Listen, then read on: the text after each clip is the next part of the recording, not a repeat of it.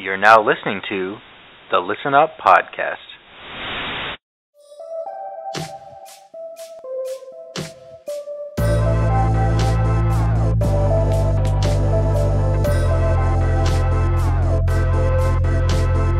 Listen up. Listen up. Listen. Welcome back to the Listen Up Podcast, where we normally analyze a new album most weeks. Not this week. I'm Jamie, and this week we've got me, Nick.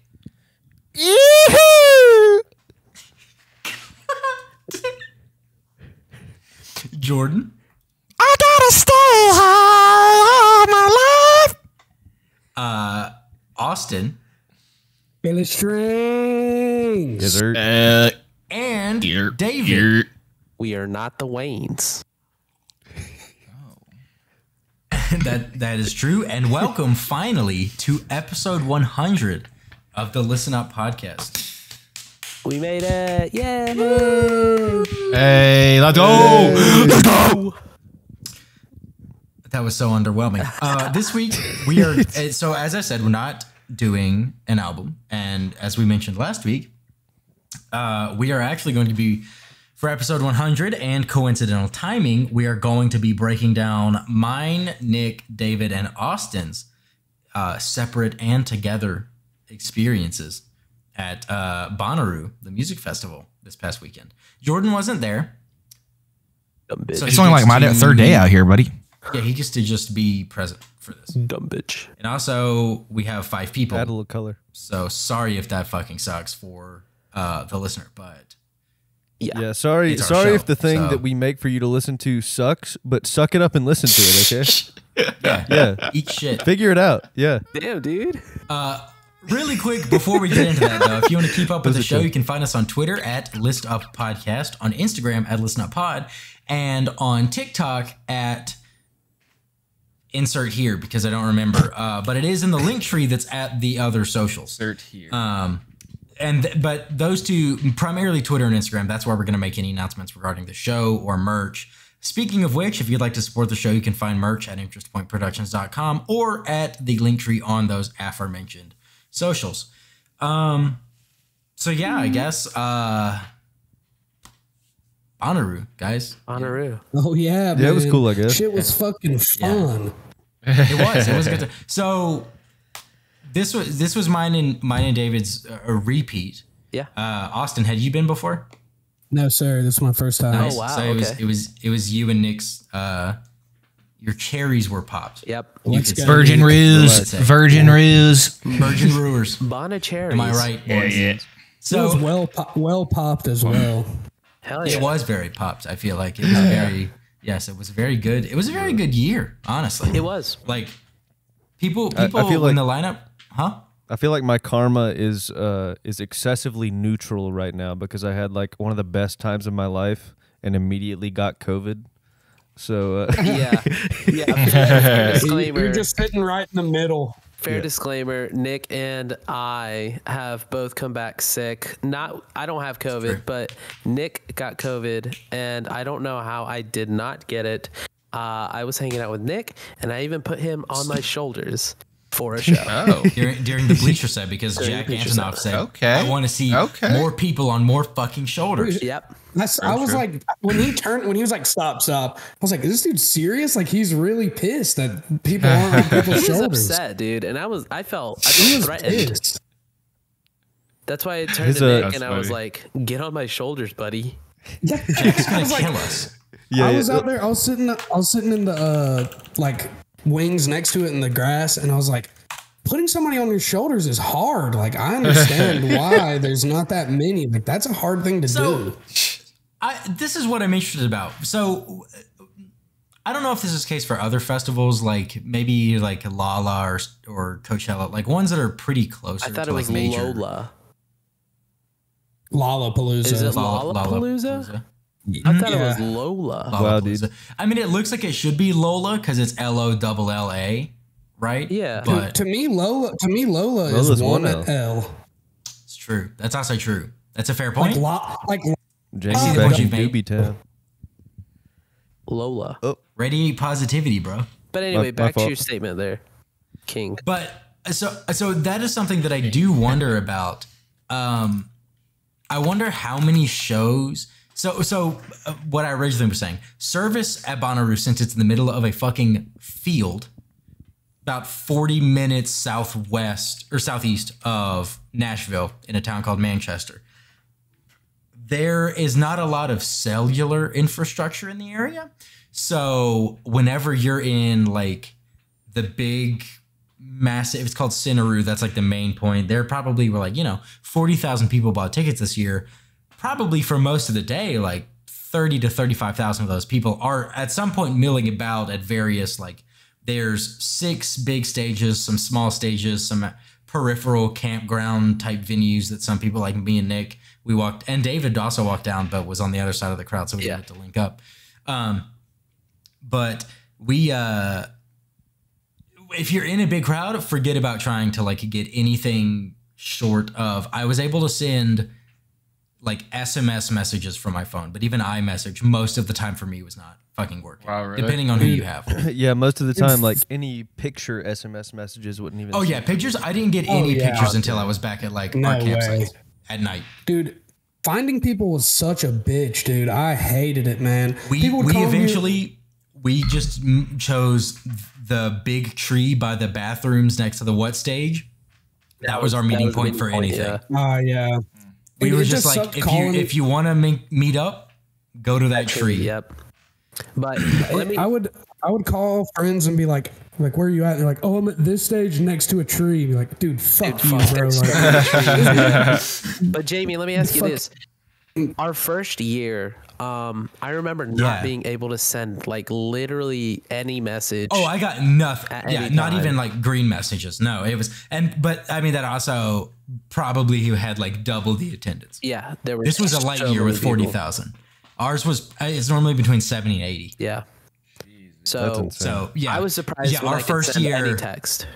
Exactly. The fact that I could like hold down a message that failed to send and just say send us text message and it almost always worked. I was like, okay, this is an improvement. Yeah, I thought so too. But you make a good point. I think it was because there were less people, but it was right. Still, so we'll see if it's back in full force next year or not. If it fucking is also choked down again. Such a fantastic, just like God, it was experience. So it was just so good, especially for you new guys. Like this was a perfect Bonnaroo to go to because you guys weren't swarmed with trillions of people. You guys didn't have to worry about, I don't know, like space at shows. There was plenty of space at any show that we went to go see. But dude, that's what I was going to say. Like, I couldn't imagine double the people. Like, I was able to go almost to the front of any show that I wanted to go to see. Like, really? Within 4 or 5 rows, I was within like the front if I wanted to be there. And that was probably the biggest difference. Like, I didn't notice a real difference apart from being able to send like the green message, like SMS messages. Yeah. And bro, the bandwidth with 80K people there, holy it was impossible. Those cell towers are like fucking getting fried by that many people. Yeah. Dude, I could not even. I don't see like a graph of like everything, but I know I want to see the data analytics of like the civil engineering infrastructure and the fucking like telecom industry in the area.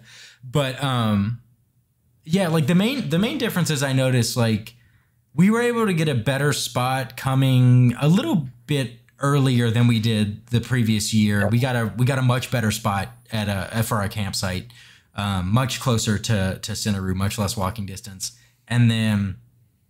The being able to get that close to the front, especially for the shows in like this tent and that tent, like those were, if you weren't there like 15 minutes early and it was someone slightly popular, you were like out the side of the tent. Yep. But I mean, we were able to be like, do we want to stay at the back or do we want to like walk all the way?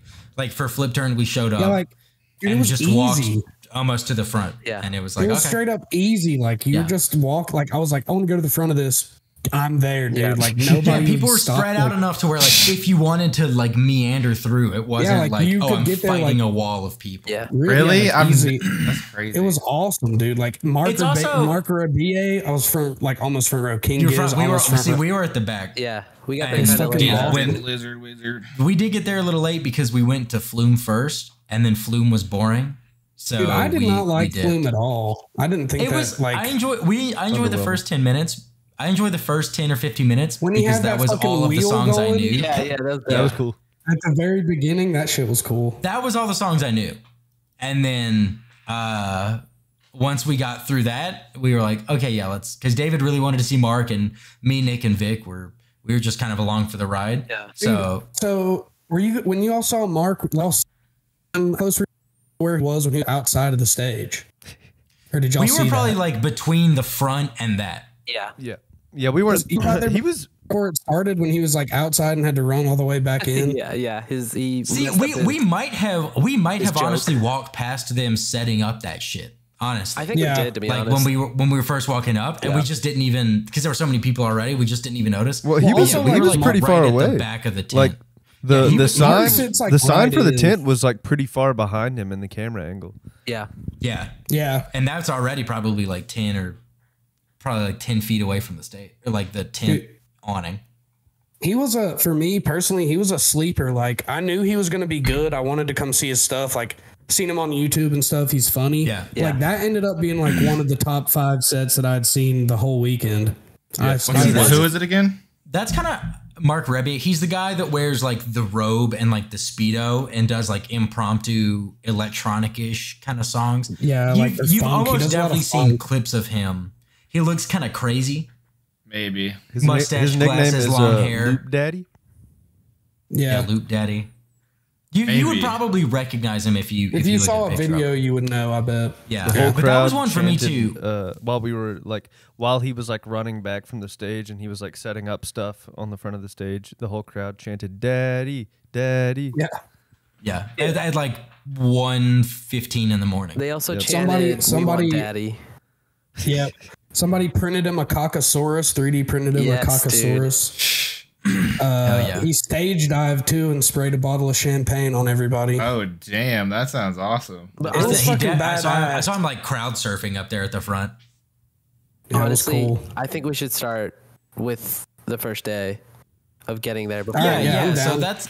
that's kind of, but all of that is to say, way back at the beginning, talking about the cell service, we were never able to link up with Austin. We tried multiple times, but I wonder, not being able to link up like that, because of the shows you've named, we were also all there, but slightly in different parts. How close? Like you were mentioned we, being, you know what I mean? you mentioned being outside of the tent at the bleacher set.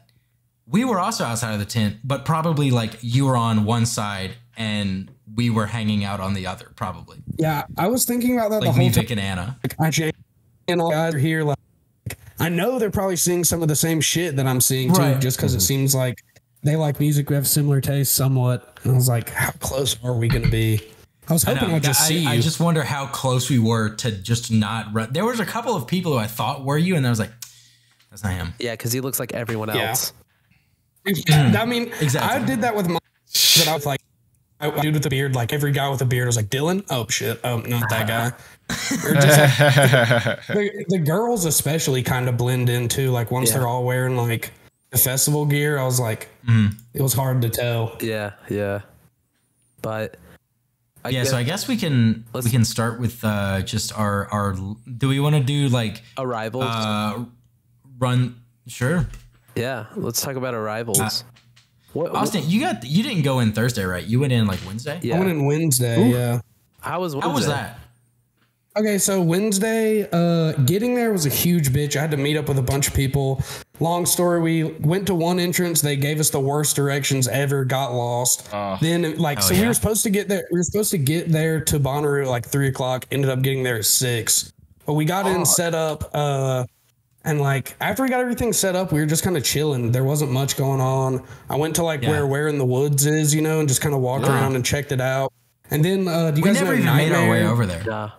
I only went there the first day. But y'all know that guy, the DJ Nightmare? You ever heard of him? Yeah. I don't think so. So he was playing that night at Where in the Woods, and like I'm not a huge EDM guy, but I was like, fuck it, get it out of the way, like playing on CE shows like during the Thursday, Friday, Saturday, Sunday.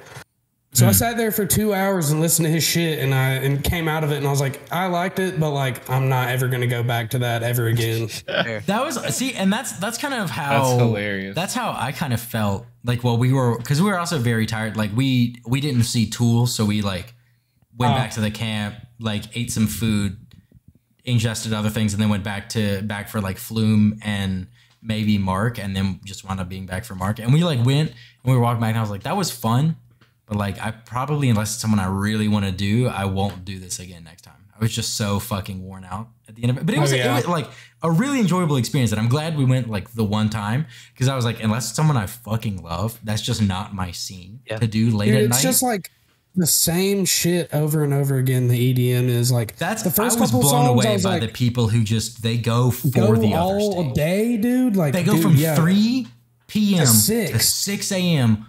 rolling Fuck you on guys. Molly water. Yeah, just fuck y'all. Dude, I could Porter honestly Robinson's do out that. I there feel like murdering people with bass. Dude, I feel like that's my crowd, to be honest.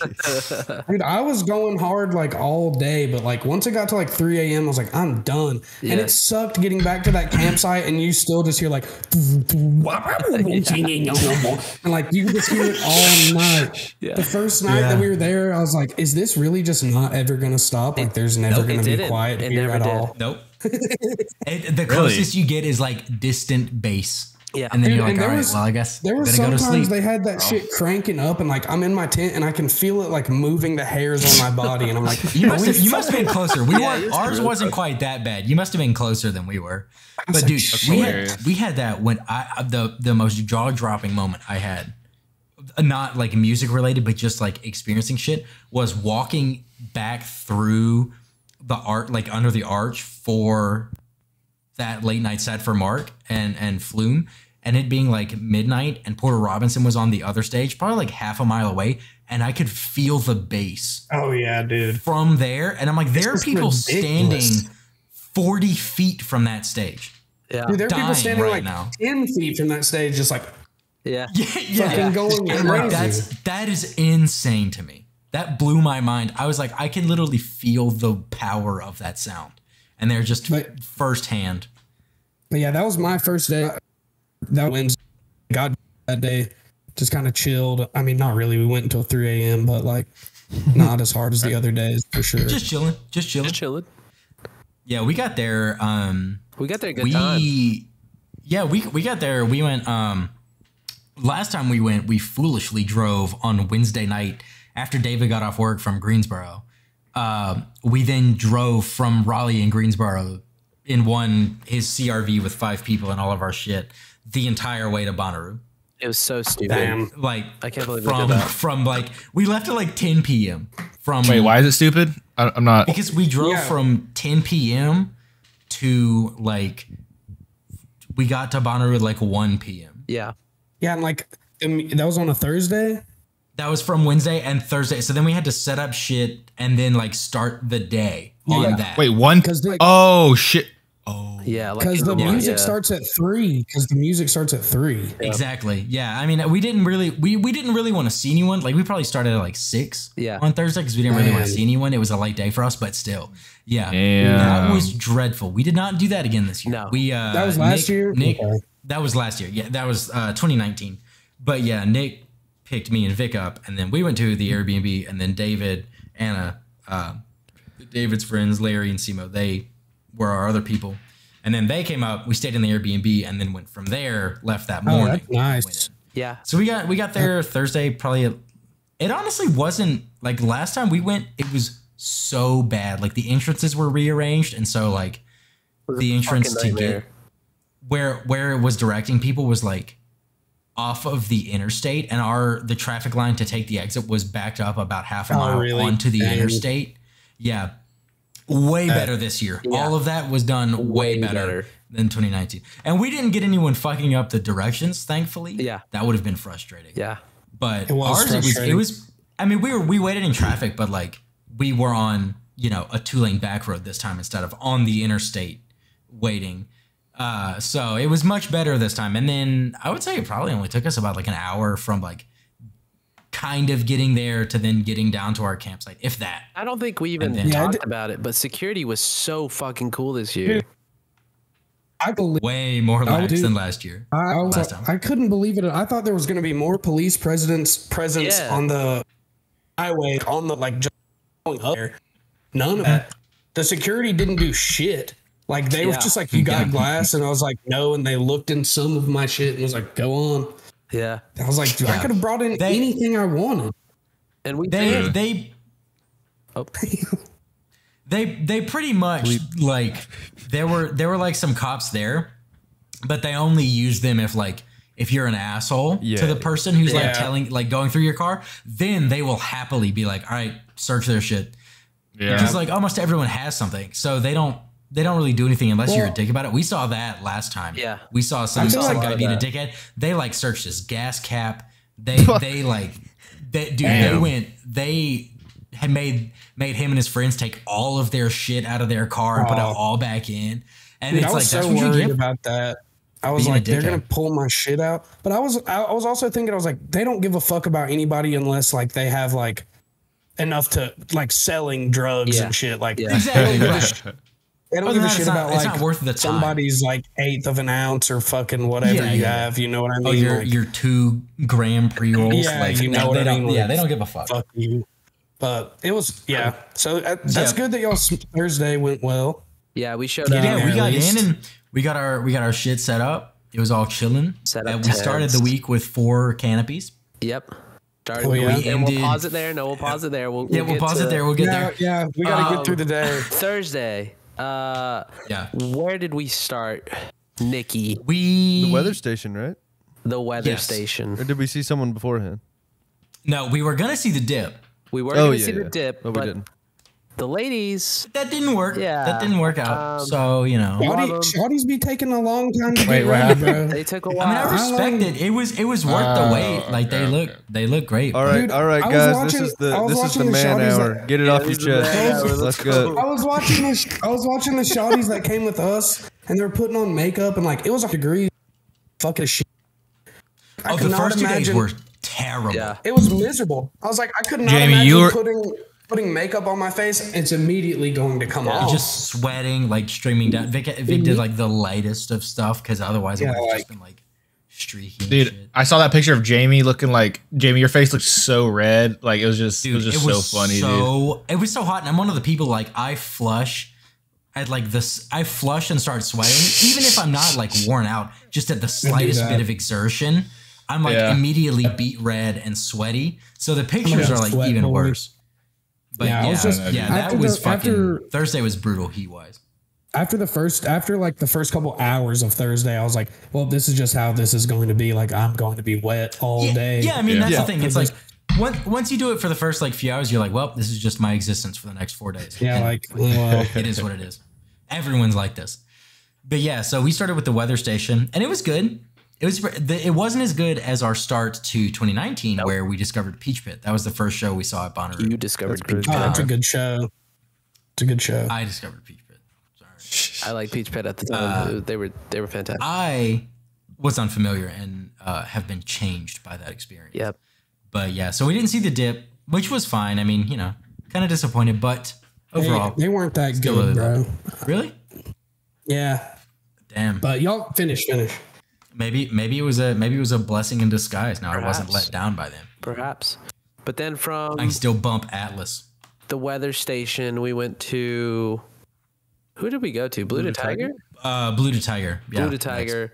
I crushed. Went and watched her slap the bass. She was crushing hard. She was really fucking good. Granted, her singing, I will say, is all right, but her slapping that bass was magnificent. Cool. That's kind of how I felt. Like y'all were raving about her, and I was like, I'm gonna keep my thoughts to myself. But I was like, her singing is kind of like middle of the road, but she plays a hell of a bass. She plays a hell of a bass. She was very good at that. Yeah, and like her songs are very like catchy and upbeat. Yeah. So it was definitely like crowd pleasing. But that's really when I was like, okay, we're at Bonnaroo. Like this is Bonnaroo. And then I felt, and then we went. What, Jordan? I said, "This is happening, guys. We're here. Yeah, we're here." Yeah, because the weather station, we were just like, kind of like chilling. Yeah. We were just like doing whatever, because that's kind of their music. Guys, you might want to see this. Hey guys, Drake muff. Guys. But yeah, we that's went. Hilarious, we went from Blue, and we waited because of on Nick's recommendation. because I never heard of her either. I really didn't know anyone who we saw on Thursday until we saw them. Yeah. But we saw Indigo D'Souza. She was great. She was great. Dude, that show was fucking sick. I really enjoyed that one. I came away from that one a fan. Yeah. Me too. Asheville's own. I didn't know. She went. Asheville's up. And then, did y'all go see the Brook and the Bluff? Oh, I saw the Brook and the Bluff. They were David left Indigo early to go see Brook fucking and the Bluff. good. So Dude, good. they were really good. Well, they kind of blew me away, honestly. Like I weren't expecting them to be that good. Yeah, I've been following the Brook and the Bluff like ever since they were announced for Bonnaroo. And Halfway Up is like my fucking jam. But it wasn't even that song that like I think they played Shelby, and I was like, oh, That's a really good song. That's the song that I really like by them. Yeah, and I don't know that. I mean, seeing him cry after 2 songs because everyone was so lit and we were like having such a good time. That was also like a Bonnaroo moment for me, being like, damn, it's actually started. Like we're here, we're listening to this guy, we're listening to this band just rock the fuck out and just have a great time with it. Everyone was dancing. It was one of those like Bonnaroo moments, like Jamie Peach Pit for us. 2019. Yeah. It was one of those moments where I was like, hell yeah, like this is gonna be lit. So Brook and the Bluff. Yeah, and that was something that I felt like was more prevalent this year. I don't know if it's like coming off of like, 2.5 years of not really doing much live music, and like the people we saw, it was also a lot of theirs like first like big festival appearances and shit like that. But like a lot of people we saw, they were like visibly shaken by how like great the crowds were, which is something I really like at Bonnaroo, because like Casey Musgraves, when David saw her, she literally talked shit about Coachella, saying like those crowds, they don't really like get into it. It's kind of like, and I'm going to like flex on people like an influencer kind of thing, but like Bonnaroo, I mean everyone there, the crowds are always like the best crowds you can have at festivals. Dude, I'm sorry. I like have in my head like her going back to like Coachella and being like, dude, those people at Bonnaroo like don't even get into it. You guys are like, we'll make this, and everyone's like, yeah, fuck those guys, fuck those guys. And then she just goes to the other one. She's like, yeah, fuck those guys. Funny as fuck, but I don't think it. I don't think. No, I know. It's just like, dude, that just popped up in my mind. I'm like, dude, that'd be fucking. That is what people would do though. Like, what are you gonna say at a concert? Like, you guys suck. This crowd sucks dick. You probably just omit it. You probably just don't say anything. But yeah, like the crowds are always fucking crazy at Bonnaroo. Like so. Like you could do the slightest thing and everyone will go ape shit. Yeah, they're just like so cheering. Into it. It's amazing. Yeah, everyone's just so into it. I love it. Everyone's like dancing and so I'm not surprised. I did not make it to the Brook and the Bluff. Well, the moment, but I really enjoyed the last few songs of Indigo. The moment, so I'm glad that I stayed for those. Who else did you go see? Did we go anywhere else Thursday? No. Oh, me and Nick left to go see. Well, because we went to see one of Nick's favorite bands. Yeah, they were amazing. Turnpike Troubadours. I'm setting you up to go into it. I thought David was trying to say something earlier, but I have complete mental fog right now. COVID brain. Fucking him up. Sickly Nick. Man. But get him back on the ventilator. Oh hell no! Not the sickly Nick. Put me on dialysis, bro. Wheel the ventilator in. Nah. Yeah, they were incredible, and like they played what was it? 11:40? No, wait. It was 11:30 to 12:45 was their set, right, Jamie? Yeah, I think so. Sounds right. Yeah, sounds right. Yeah. So, because we had to pretty much leave from Indigo to go back, eat some food, and then walk over because it was a fucking trek. Yeah, because we thought we were gonna have plenty of time, and we got back and ate, and we were. I like looked at the map, and I was like, maybe we should go just in case. And like we left at like 11, and we got to the stage at like 11:25. Like 5 minutes before the set started, and we were like, dude, "Oh my god!" It was me and Nick. We were walking, and we were like, "Are we going the right way?" Yeah. Like we walked through the fucking RV campground at one point, and I was like, "It's like whenever you're doing Uber Eats and you have to go deliver, and someone like who's a truck driver on their brake orders, and you're like." Am I even allowed to go in here? That was my least favorite experience doing like Uber Eats and DoorDash, and that's what it felt like walking around. We're like, Well, We in the right spot. I got okay. So Dude, I so got we lost were close too. as fuck the whole time. Then Really? go for it. Yeah, dude. I was at Turnpike Troopers. I was at Sousa. I was at Rick in the Bluff. We were close. We were in each other's orbit. We were kindred spirits. Yeah. So does that mean you didn't hit the Komet set on Thursday? Oh, dude, you know I hit that shit. That's what I was about to say. Like, y'all went On from Thursday? I went from Indigo to So Thursday I did. First of all, on Thursday I didn't sleep at all from Wednesday night. No sleep, zero at all. So kind of chilled at the campsite. Went and saw Kenny Mason at 3:00. He was great. The dip at 4:30. They were okay. And then I was like, I got to go back to the campsite and like try to sleep for like an hour or something because I really wanted to see suns. Went back to the campsite, couldn't make it happen. So we came back into Guza, saw the Brick in the Bluff, then saw Sons of Komet. They were so fucking good, dude. Did you just see like 20 minutes of everybody? I saw like Because that's like 9:15 to 10:15, Yeah. 9:45 to 10:45, Yeah, I would 11 see to like 12, and then 12:30 to. I would see the beginning of like Indigo to Sousa. I saw like the beginning, the first half of her Gotcha. set. I saw all of Brookla and I saw all of Sons of Komet, and then I just saw the very end of Turnpike. Meth was goddamn sprinting everywhere. Jesus. Dude, wait until you hear about my Friday, bro. Like you want to talk about fucking walking. Oh no. Dude, I walked 12 miles on Friday, dude. I didn't my bring my gosh. Apple Watch, and I'm kind of upset I didn't bring the like really cheap Fitbit. Like the cheapest Fitbit that's just you the can dots. you can look. You have an iPhone. Yeah, it's probably my fucking You health can just app, look on right? the health. You can just look on there. Yeah. Bro, that sounds 12 But miles. I walked 12 miles. Yeah. Oh yeah, Jordan, you put in the fucking steps for that shit. Yeah, you do. You honestly do. Even going to somewhere is like small, or I guess small in comparison to like Rolling Loud, where you had to like run everywhere or like just walk a shit ton, and my legs were like literally destroyed by the end of the day. I can only imagine how much you had to walk. Yeah. Oh at yeah. Bonnaroo. By the time you're laying down in your tent, your feet my are just gosh, fucking dude. throbbing.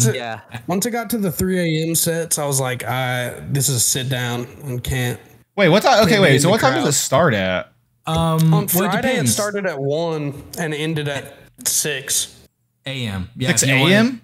Yeah, I Yes. mean that's not like the EDM stuff started at The like EDM 3 goes till and then 6, went. Okay, until what's 6 like a.m. what's like the last like performer though? That you, 3. like most people would like like do they give probably, The headliners 3 or come 4? on. Well, the headliners end at like midnight usually. that's what I he's assumed. he's talking about like bands. Like Goose played until 3. They went from 1 to 3. Yeah, no, headliners. I was kind of talking about headliners a little bit, just because that's usually who ends the night, and then everybody sleeps. But Not at Bonnaroo. just like At they Bonnaroo, just the put- headliners mean no one else plays during that set, but then people continue afterwards. Yeah. That's crazy. It's pretty sick. I love But it. yeah, It's fucking sick, Friday, man. on Friday I I would- saw I think over 20 people. Oh. Sure. Oh. That's crazy. Damn. I'll go through the list for you real quick. So I saw Claude, Maggie Rose, Ty Verdes. He put on a great live show, one of the best live shows I've ever seen. He was great. I thought he was going to be shitty. kind of hate that we missed him. Yeah, I me mean, we too. would have He seen was- Briston instead. Dude, but I thought it was going to be shitty. I was like, whatever, I'll go see this guy. There was nothing else I wanted to love see. his music. I feel like he put on a good show. Yeah. It was a great show. Then I saw Dayglow. Then I saw the beginning of Tuvlo. Went to the middle of Whiskey Myers. Then No went titties? to the third quarter of Phantoms. Then went to the end of the Regrets. Then went to Robert. Then went to Isaiah Rashad. Then Robert Plant and Allison Krauss. Japanese Breakfast. War on Drugs. Then Bleachers. Then Still Woozy. Then Lord Huron. Then J. Cole. Then King Giz. Then Goose. Then Denzel. Dude, fuck you. How? Hey, Cole, dude. Bro, I was following. Well, he's also probably with only I like was 2 following people, that- right? I was Or following one that with my person? fucking. I told my friends, I was like, dude, I'm going to see these guys. Like, either y'all come with me or like, I'll see you later. Yeah, that's My man that's was probably what solo it was. trekking. Yeah, like, I wasn't trying to be like, because people are fucking slow. I was just like, dude, I'm gone. I was like, Yeah. see you later. If we meet up again, I'll give you a call. If not, like, I know where you fucking sleep. Yeah. I know where you stay, what? bitch. Yeah. I know where you stay, bitch. That's crazy. I think my Saturday was the busiest. Actually, my Sunday was also slammed. Sunday might have been like the busiest for me. Dude, Sunday I was done.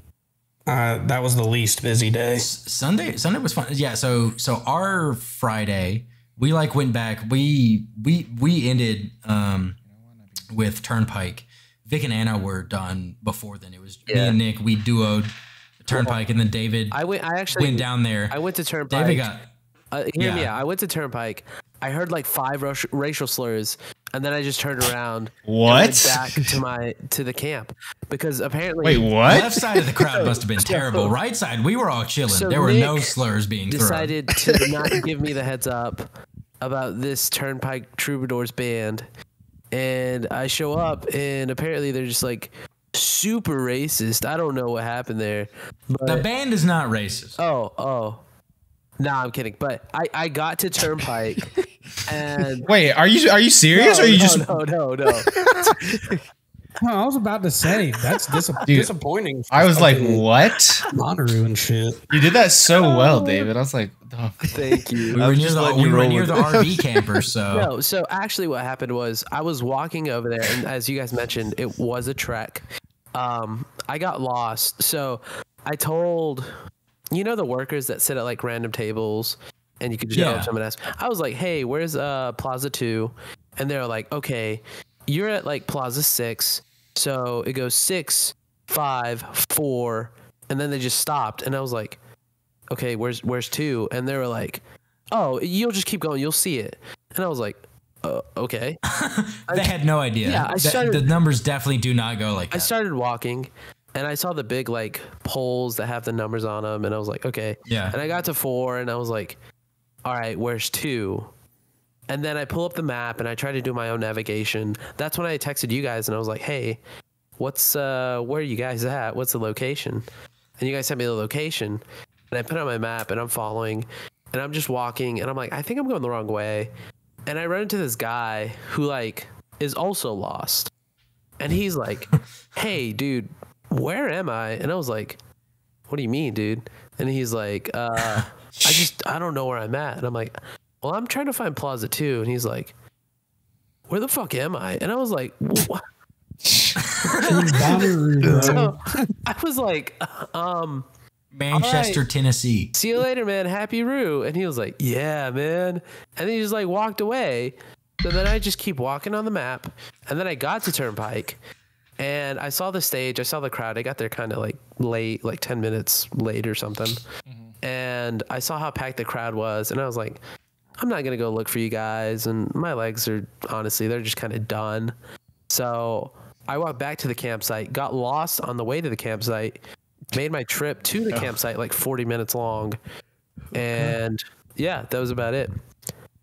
It sucked. Fuck. Oh, yeah. That sounds terrible. The walking was a lot, dude, for sure. Yeah. But that was my my little adventure there on Thursday. Ours, we were a little late. Or not late, but like it took us a while. But me and Nick, for the most part, we were just like, well, we should just be able to follow this road. And then we got to a road that was supposed to go straight and it dead ended. Yeah. Yep. So we were like, I guess we'll go left and take the next right we see. Yep. And then we went through the RVs and then we got there. Yep. So and then we went back and that's where we ended. And then then Friday morning happened. That was exciting. Yep. And Storm boy. Yeah, the old T-Storm rolled in. Classic force. It snapped our fucking shade tent leg in half, dude. Like I said, in critical number I said earlier, we started with 4 tents. We started with 4 canopies, 3 tents, and 4 of those like the funeral or soccer game or like the canopies that you can expand. Yeah, the easy out. Yeah, like the Gentry funeral. They've got the fucking I've never heard it called a funeral. Look, I spent a lot of time driving my Gentry funeral. Okay, I've seen that tent, and they bring the damn funeral tents to like soccer games. I'm like, that's a little fucked. Sponsor us, Gentry Funerals. Gentry Funerals. Come on the show. Hashtag ad. Hashtag sponsor. But let's set it up. Let's set up the scene. So like early in the morning, we were like, oh, it's gonna storm, whatever. And then we checked like the weather app, and it said storm percentage 30%. So we're all just like, oh, fuck it. You know, like we'll make breakfast. We'll be fine. Nothing's going to happen. 30%. What does 30% mean, Jamie, on any weather app? Bro, what is it? It's like 30% of the area you're in is going to get rain 100% for sure. I thought... And it fucked us I'm pretty sure, I thought weather was on every day previously that had the exact same conditions, like it rained 30% of the time. I don't know. I always heard what Jamie just said, like 30% of the area you're in will get 100% get rain. Yeah. Interesting. So who knows? I don't know, man. They were writing almanacs in the 1700s. I don't fucking know how weather works. I'm not Benjamin Franklin. Meteorology is crazy. We were fine. Yeah, the science actually hasn't progressed since then. Yeah, it's actually. I look like I have a key on a kite. Come on. Fucking. Come on. Come on, buddy. Come on. So we're chilling. We have this little grill. We're making eggs. We're making bacon. You know, having a good time. And then, that was hype. That was tight. That was sick. And then we're just chilling, and then some dark clouds start rolling in, and we're like, oh, whatever. And then the fucking wind just like disrespected everything that we owned in like a matter of 10 minutes. It didn't even rain that much. It was literally straight up just wind. An insultingly little amount for the chaos that ensued. But you know what the pro about all of that is that the rest of the day felt amazing. Oh, dude, and then it cooled down like the rest of the weekend. Yeah, it felt really good. But it was awesome. The wind started picking up, and we were like, "Oh shit!" Like we do not trust our state job from yesterday. Let's like kind of secure some stuff. Let's make sure our like loose trash is all like make sure we're not gonna make a mess or anything. And then we're like working on putting the rain fly on our tent because we didn't do it the day before because we're like, we'll do it before it rains. And then the storm came in quicker than we thought. So then we're like putting the rain fly on mine, Vic, and Nick's tent. We're trying to do that, find the stakes. Half the stakes are bent into fucking L shapes so they don't work for shit. Yeah. And so we're doing that. And like Larry and Simo are behind us. They're dealing with their shit. David and Anna are kind of organizing their stuff, making sure their tent's all good. And then suddenly Vic's like, hey, where's our canopy? Like we turned around, the one that was above our tent is no longer there. It's gone. And then we see Anna down over some other guys got like they're both folding it up, and that one survived. Mostly. Yeah, but you don't know where yours went though? Did you ever find yours? That was that one. And then we got to watch the other two. Well, we got to watch Larry and Simo's buckle and to like kind of fucked out, but then they got that. Some other people. It was one where like a bunch of poles and a bunch of I helped catch theirs, and like we were trying to figure out what to do, and we figured out some of the pieces were broken, and we were like, just take it apart. And while we were all disassembled that, and then like I was like, fuck. Of the other shit, like our tent fits 8 people. It's a fucking sale right now with minimal stakes. So I just took out all the poles, laid it down, and put all the coolers full of beer, ice, and food just on our tent around it. Like I'm doing this, and then our other 2 canopies, one of them takes off, and we got to watch those 2 fly away. One of them like flies over the fucking one of the cars, and then the other one's flying against the car. Legs are fucking snapped. Yeah. The like crossbar that accordion out, they're just falling out of the holder and shit. So what? So we just break it down and shove it under Nick's dad's truck because it was high enough where we just shoved the debris under there. And then we just got in the cars and sat there for like the next hour. I drank a couple beers. It was weird. It was weird sitting drinking a beer in a parked car. What happened was I was holding on to the blue one, which was the one you guys threw under the truck. I was holding on to it for a little bit, and then I let go of it to help Anna like put something in the car. And immediately when I let go of it, I just like walked away, and it flew right over us, right over like the truck. It went in the car, fully airborne. And I was like, "Oh well, that's gone. I'm not gonna go get it." Yeah. We were like, "That's." Yeah, and Anna was like trying her best. I love her. She was trying her best. She was in crisis management mode. Yeah, she's the best when it comes to it. And then she's like holding on to the other canopy, and she has one leg, and then it like the wind.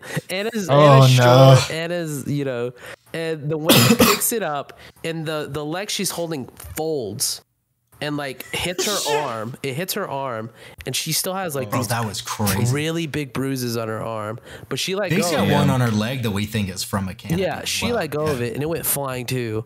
And we were like, "Oh shit, what do we do?" I mean, those were our canopies. One of them I borrowed from a friend, which they were super cool.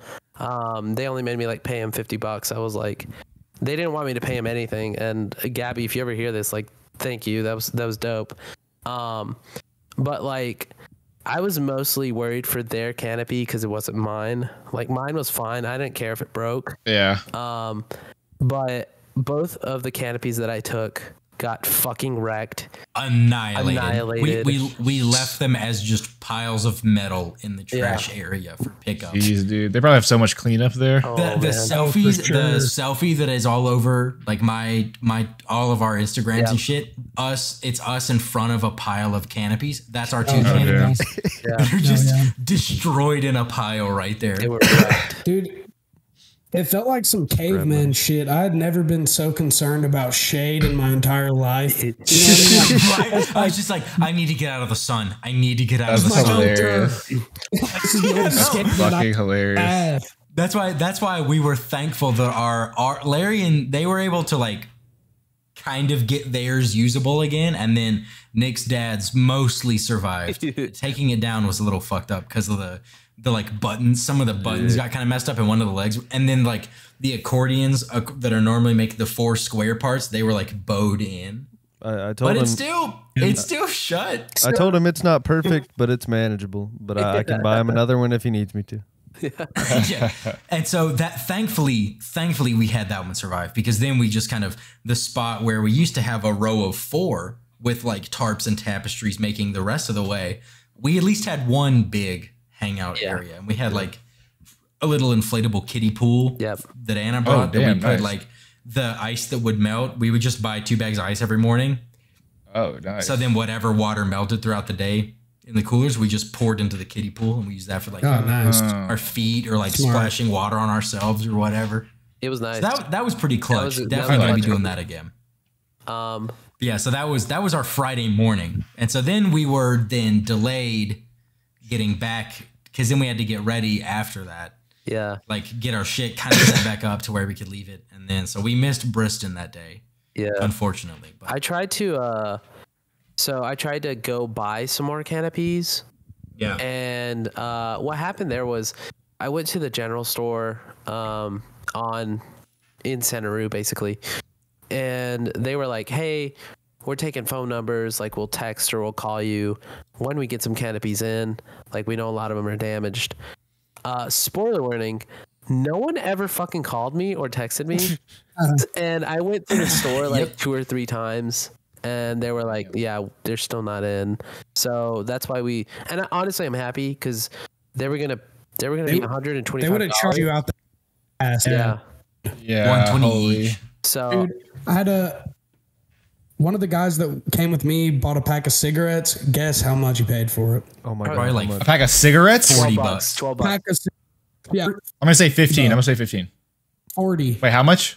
40 actually? Brian nailed it. 40? Yes, 40. I don't No know way. that there's anything I want that I do in this earth. That's called addiction, my guy. He had the wristband, and he was like, "I just want a pack of cigarettes." They're like, "Okay," rung it up for him. Like, you know how they have the iPad and shit, and they like turn it around to you. He just scanned it right before they did. Then he got $40, and he was like, "Fuck it, I guess these are mine now." It's like, that is over. What's that? Over $3 a cigarette? More or less. Yeah. $3 and some change. That would make me. And that's like how much you pay for a pack almost. That would make me stop Or smoking. like a carton or whatever. I don't know how much cigarettes cost, but I know it's not $40. I thought it was going to be 25. 40's insane. 40's ridiculous. 40 is actually insane. 40's like. I don't think I've ever bought a tobacco product, actually. Really? Yeah. You bought the You bought the cigars? The cigars? Yeah. I guess that is a tobacco product. Yeah, never mind. Take it back. Trying to act all innocent, Jamie. Act all innocent, boy. Never bought any sort Have of. you bought any dip. like Swisher sweets? Swishers. Okay, I bought some White Owls, There you but go. we did Get you that- some swishes. We didn't use the. Jamie went from we didn't never use buying the any tobacco tobacco. part of it, so I didn't really think about them being tobacco products. But yes, I suppose they start as that before you empty them out. Yep. But we don't do any of that here at the Listen Up podcast. Kids just buy rolling papers. It's cheaper. No, just buy gummies. I've been on a big gummies run. Can y'all still hear me? Hello? Yeah. More or less. Did you fuck your mic up? I could not Sorry, you hear might have- any of y'all. You might have at lagged all. for a second. Yeah, probably what happened. Yeah, Nick's probably got host advantage. He was lag switching you. Yeah. Hosted, Damn. bro. You did not just But say yeah, that. dude. so your Friday was fucking insane. Fucking insane. Ours was Dude, it insane was just because fucking we had a insane. fucking canopy massacre. We had to fight the weather. And yeah, we had to fight God. But after that, it was actually really chill. And like you mentioned, like the weather after that was so pleasant. It felt so good. But so we missed Briston. And so what, David, you and Anna went and saw Dayglow, right? Yeah, we went and saw Dayglow. And Yeah, and then what'd you Me think and about Vic that? went I thought to- they were pretty good. Dude, Dayglow, Anna's definitely a bigger fan of Dayglow. I've heard a few of their songs and I'm like, hell yeah, they're dope. they Whatever. have they're like the Can I Call You Tonight people. Yeah. Yes. I know that one. Yeah. And like we went to the show. It was me, Anna, Larry, and Simo. And we went to the show and Anna was like super hyped. She was dancing. And I was like, okay, cool. And they played I don't know, they played like 3 or 4 songs and I was like, hell yeah, Dayglow, like fuck it up, let's go. We were kind of further from the stage. We were kind of near the trees. By I think it was Which Stage. Was it Which Stage? Yeah. See, Yeah. which again, I was laying down on the ground next to those trees, man. Very close to Damn where it, you dude. probably. Yeah, we were probably right there. But yeah, we were dancing. We were having a great time. Dayglow, I don't know how he was wearing that much clothes. For Real, they his had a whole set. suit on and Yeah, shit. I was like, Jesus Christ. But I would say Dayglow. Just I think it was the time of the day too. They had a perfect set. And I I- feel You had a perfect glow during the day. Perfect Dayglow? Dayglow. I enjoyed that a lot. Definitely not in my top. If I had to pick a top 5, not in my top 5, but honorable mention for sure. They might make my top 5. I would say. But yeah, we went to Dayglow. Yeah, they were good as fuck. Yeah. Nick, where did you guys go? Where did we go? First on Friday. Yeah. Before Japanese breakfast. Oh yeah, we went to Japanese breakfast too. You saw Isaiah Rashad, right?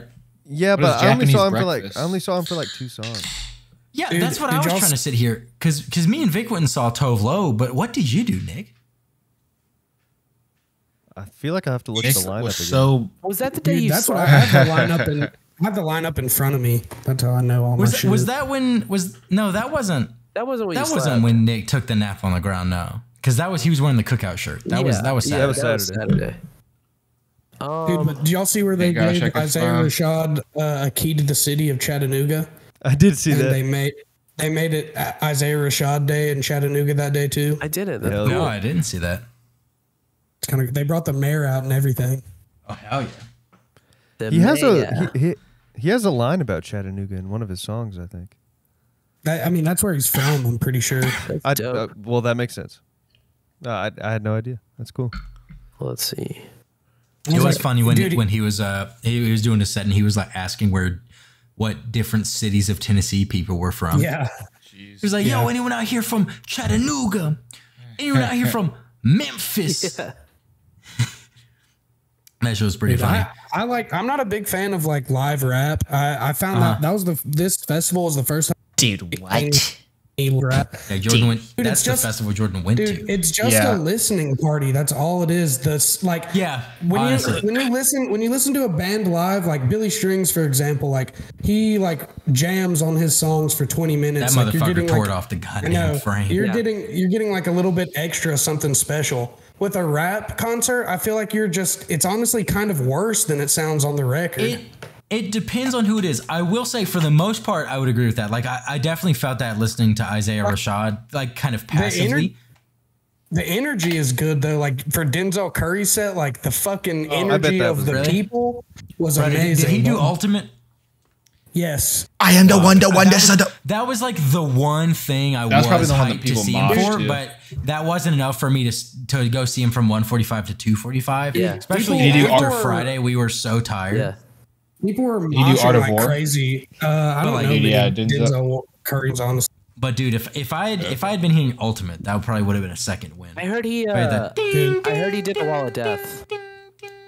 Yeah, he did. He like when he splits them up in half and Yeah. like I was Oh, there. I that's was there for awesome. that. It was fucking sick. I could see like all the way down to him. We were more in the back, like still in the tent though. Yeah. And when he Yeah. pushed it out, I was like, oh man, I can fucking see straight through the stage. And then they just Yeah. Real quick, for like talk about like the rap listening party, that is the one thing that I think would be a lot different is like they have to just play all their beats because they're beats, you know? They can't Right, just they can't, create Right. them. they can't just fucking like strum a guitar or something the same noise that For the most part, you know, they're but trying to, Gambino, his stuff was made by a full piece band behind him when like- we saw him. like, Yeah, some well, of I mean, like- some of Kendrick's stuff too. yeah, I mean if you want to go above and beyond like but like you know artists that are just performing or even like I don't know, I feel like a lot of the I don't know, I'm thinking like Blueface wouldn't do that, like Right. like a lot of the like when I went to Rolling Loud, so many of them didn't I don't think any of them had a band presence at all, like literally all Yeah. of them were just straight My thing about Like, it is like I'm not saying it's playing it. bad. That's just what it is. Yeah. You know what I mean? Like It's just not my vibe. it's just Like, how it has to be. And so like Right. I'd rather listen to like an actual band or like people performing, but like if I'm walking into this and I'm like, this is what this is gonna be, it's Yeah. not bad. It's just like like with not, J. Cole, that shit was not as really cool. good. Yeah. Yeah. I was- like see I love that shit. I think I loved every performance at Rolling Loud, but And I it's- mean that's I just see- like differences. it's a in little us, don't different get me because- wrong, like I didn't hate it. I liked it, but it No, was no, just I something- know. Yeah. I didn't I didn't love the parts of Isaiah Rashad that I saw, but we watched Boss from a distance, and I like and it seemed like his crowd was having like a great time, and like a couple months back, me and Jordan saw Amine like in like an indoor Yeah. venue, and Yeah. and that was a great time. That was phenomenal. I had That so was much lit. fun at that show. That was lit. I also feel was really like fun. for the witch stage, especially, is kind of. I thought it was kind of weird because like it's in the middle of shit. Like it's where the food is all at. Like Yeah. it's almost kind of like it's not as much as of an active stage as it like. You're not really choosing to watch it because it's fucking right there. That's what I was thinking of. Me and Vic were talking about that. Like both times we've gone, I think I've seen no shows at the other, and I think I've seen 2 shows at the Witch stage that like I've actively gone to go and watch, like maybe 3. But for the most part, that's one where it's like I'm either Just happening. walking through on my way to like this tent, Yeah.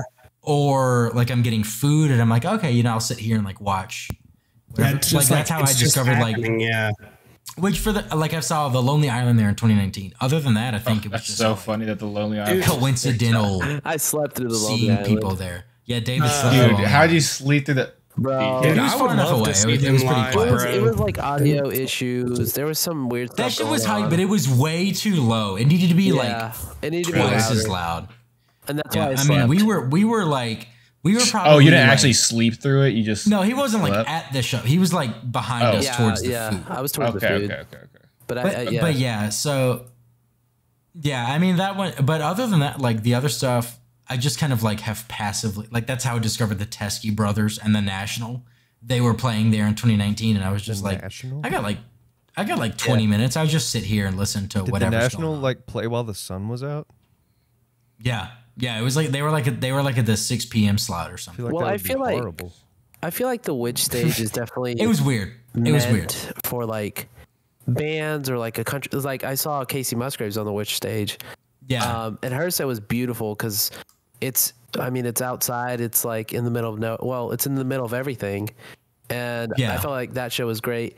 Dayglow on the Witch stage was fantastic. I think Because it's got those huge, like, the butterfly wing banners on the side. It's probably the most, like, groovy. Yeah. I like that it has the cameras, too. Like, the bit, like, I know everyone had, like, the screens, but, like, that had the 2 big screens on the side. That was better than last time. Dude, like, the smaller ones didn't have those. The quality. And then the bigger ones. Dude, really good. that shit was... The resolution was so fucking sharp on all of those screens. Sometimes I was like, there was no need to be like up to the front because like I'm looking at these motherfuckers' pores through this fucking huge screen. Yeah, no, like so many shows, we were like, okay, if we don't want to like fight to get through the crowd, we're just gonna get a good view of the screen. Yeah, but also like that's all you need. The only rapper, I remember seeing Juice WRLD 2019 on the Witch stage. He was at Witch stage, and Juice WRLD killed it. But Juice WRLD had a band, so maybe that's why it worked. Hell yeah. Isaiah, he had a little bit of Isaiah Rashad. No offense to Isaiah Rashad, but I just felt like his music wasn't like Witch stage. It wasn't. It wasn't right for the environment. It was live rap, dude. It's just what it was. Yeah. But I still think it would have been better, like in one of the smaller tents where the crowd can really be like close knit and just really fucking like getting into it. That's the point that I was trying to make about like it's like a passing by thing. Like with Kenny Mason, like the crowd was so much smaller for Kenny Mason, but like the energy in there was. He was in a tent. Was he? He was in one of the tents. Yeah, one of them. Yeah, I don't remember. Yeah, and that's how, dude. That's how fucking. That's how the Zach Bryan show was on Sunday. That shit David, crazy. Yeah. I'm sorry. I just looked up.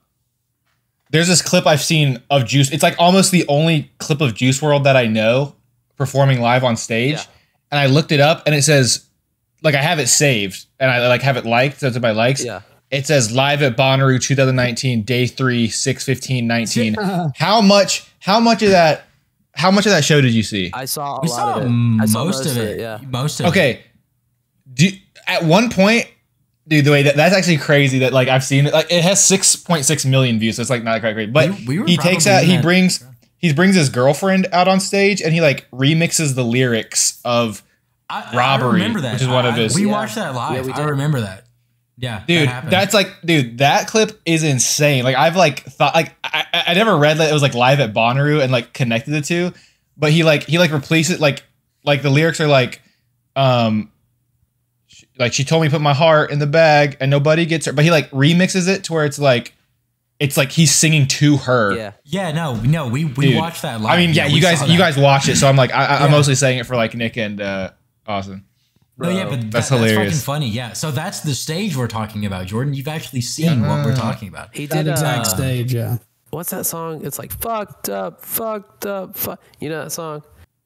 That was pretty hype. The crowd jumping and shouting, dude. Fucked up. That shit was so hype. I think about that all the time. I have a video of it. That was pretty good.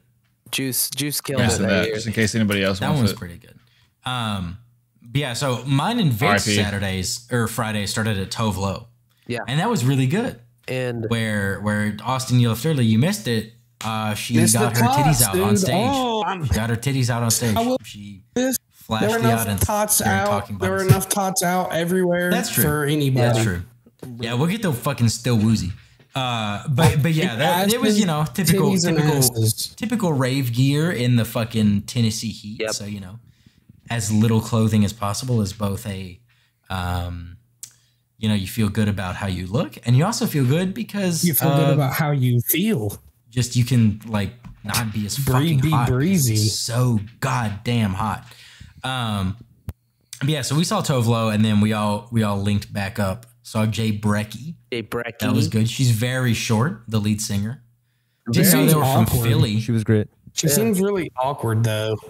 She actually had a really good like stage presence. Like I'm not saying stage presence. I'm just saying as a person, like she seems like she would be an awkward person. Probably, it's a typical like indie musician. I feel like I listened to a podcast where she was a guest, and I don't know if I want to say it. It's kind of nasty, but say it, bitch. The guest. So the host, she was talking about working out a lot during quarantine. And the hosts were like talking about trying to get a 6-pack, and she was like, "Yeah, I was really trying to get a 6-pack. Like, I was watching what I was eating, like no fruit, no sugar, like yeah, I was really trying to get a 6-pack." And one of the hosts said, trying to get your cum gutters on fleek. And, Oh my god. and What a horrific thing to say to another person. and she and she was like, huh? And he was like, you never heard that before? And she was like, no. And they were all laughing and stuff, but like the rest of the interview was just like, I bet it was weird as fuck. it was after awkward. that. Yeah. What the fuck? That's weird, dude. Dude suck, bro.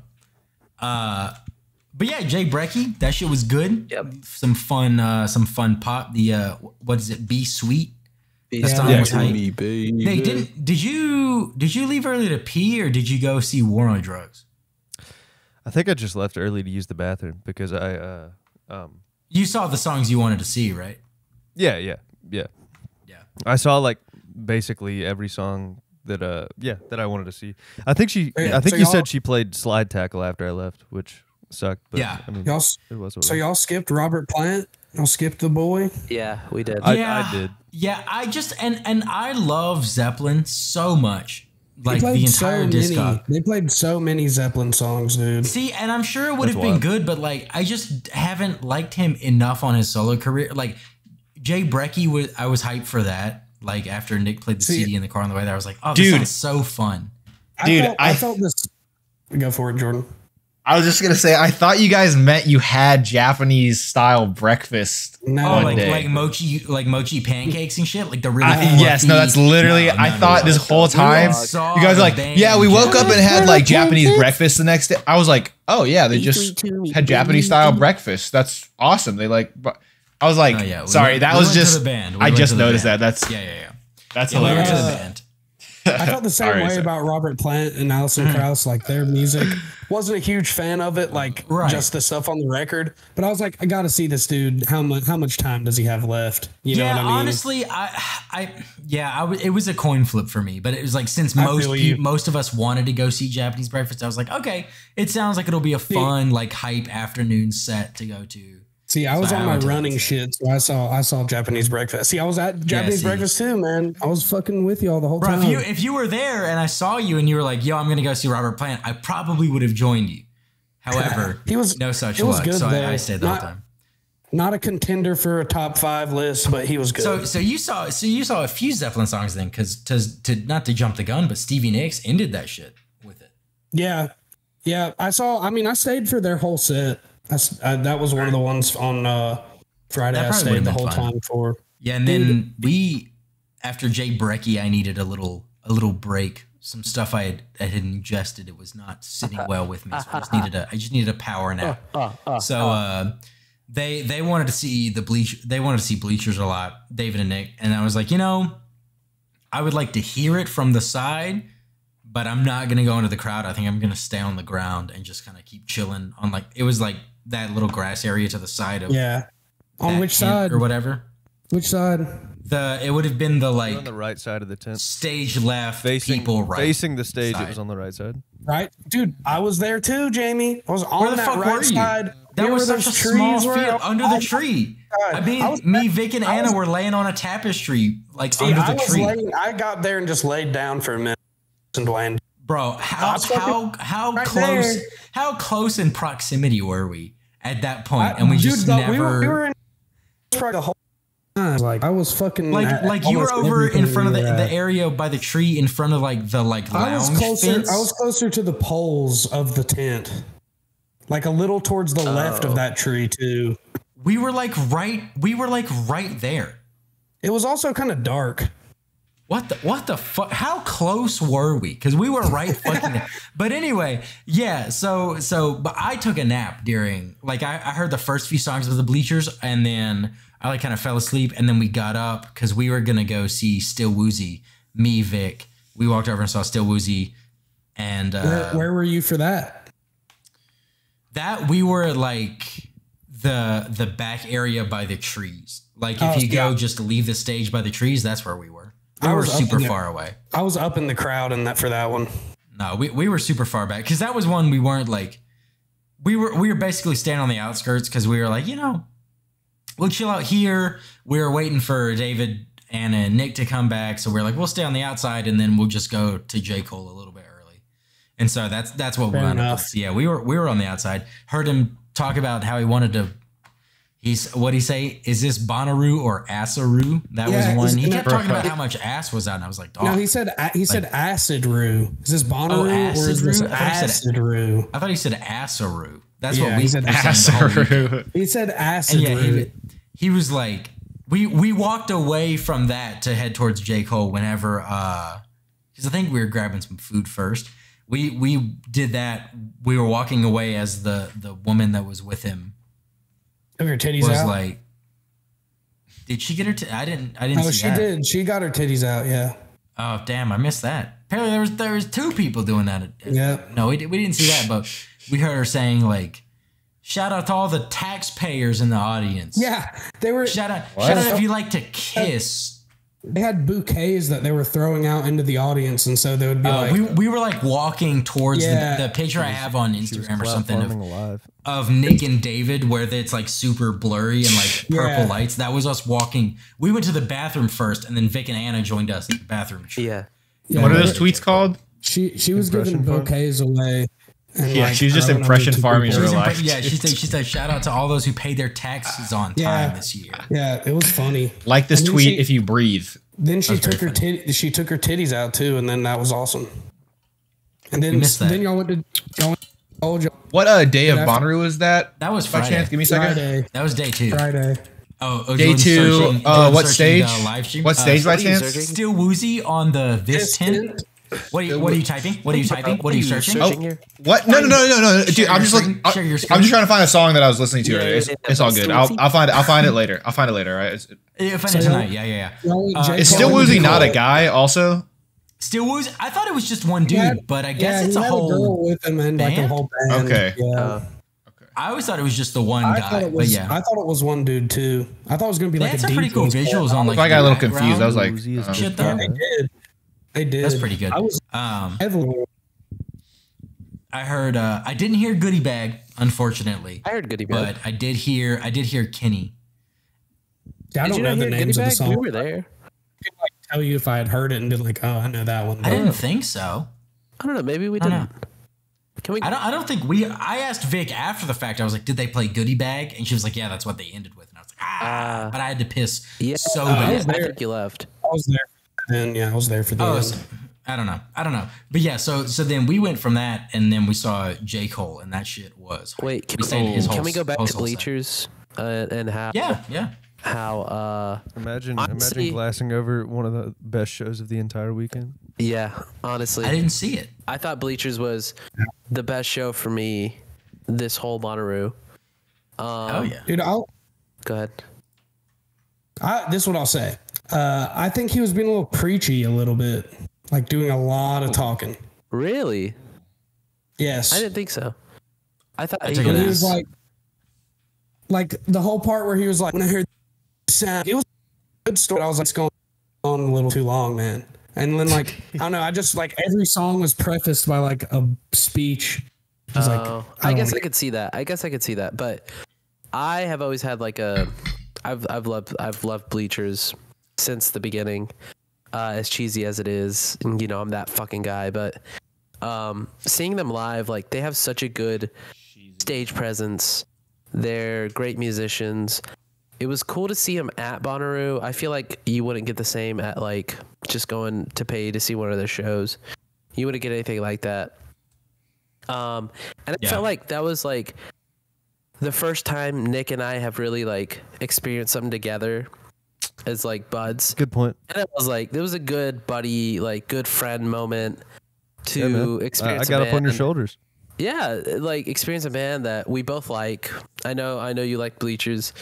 Or I think you like Bleachers. Yeah, I liked them and liked a bit of their stuff before the show, but like watching the show after the show, I was like, that was amazing. Like that Yeah. was might be one of my favorite shows I've ever seen. Like they were Incredible. just so good, and I really liked probably half the songs on their new album. I really enjoyed already, but I didn't love Chinatown. But hearing them play Chinatown live, I just loved it. It was so Yeah. good. And I mean, we both had that like you got on my shoulders. It sucked. It really did suck because like I put you on my shoulder because Jack Antonoff was fucking yelling at everyone, being super aggressive, being like, "No, this is Bonnaroo. This is Bonnaroo. Get on people's shoulders. Like, this is what you guys do. You know, like we're not playing the song until everyone's on everyone's shoulders. Whatever." Yeah. And like the front of the crowd was like, "We got you, Jack. We got you." But me and Nick were like in the middle of the crowd, where it was that weird like, should we do it or should we not do it? You know, like if we don't do it, are we gonna be okay? We were like in that area. You know. My question is, how long did he last on top of the shoulders? It was like a verse and a chorus, I think. Like verse and a chorus. So, okay, like a minute and a half, 2 minutes maybe. Yeah, more or less. Because I don't think I would be able to support somebody like Nick. We've never met in person, but you look like you probably don't weigh a lot. But no offense if that's offensive. But like even like a smaller person, like I couldn't put them on my shoulders. Like I wouldn't want you just like call me slight. I wouldn't want me on anybody's shoulders. That's for damn sure. Yeah, and it was one of those moments where I could tell Nick, you were like, I don't know if I should do this. Like climb on David's shoulders.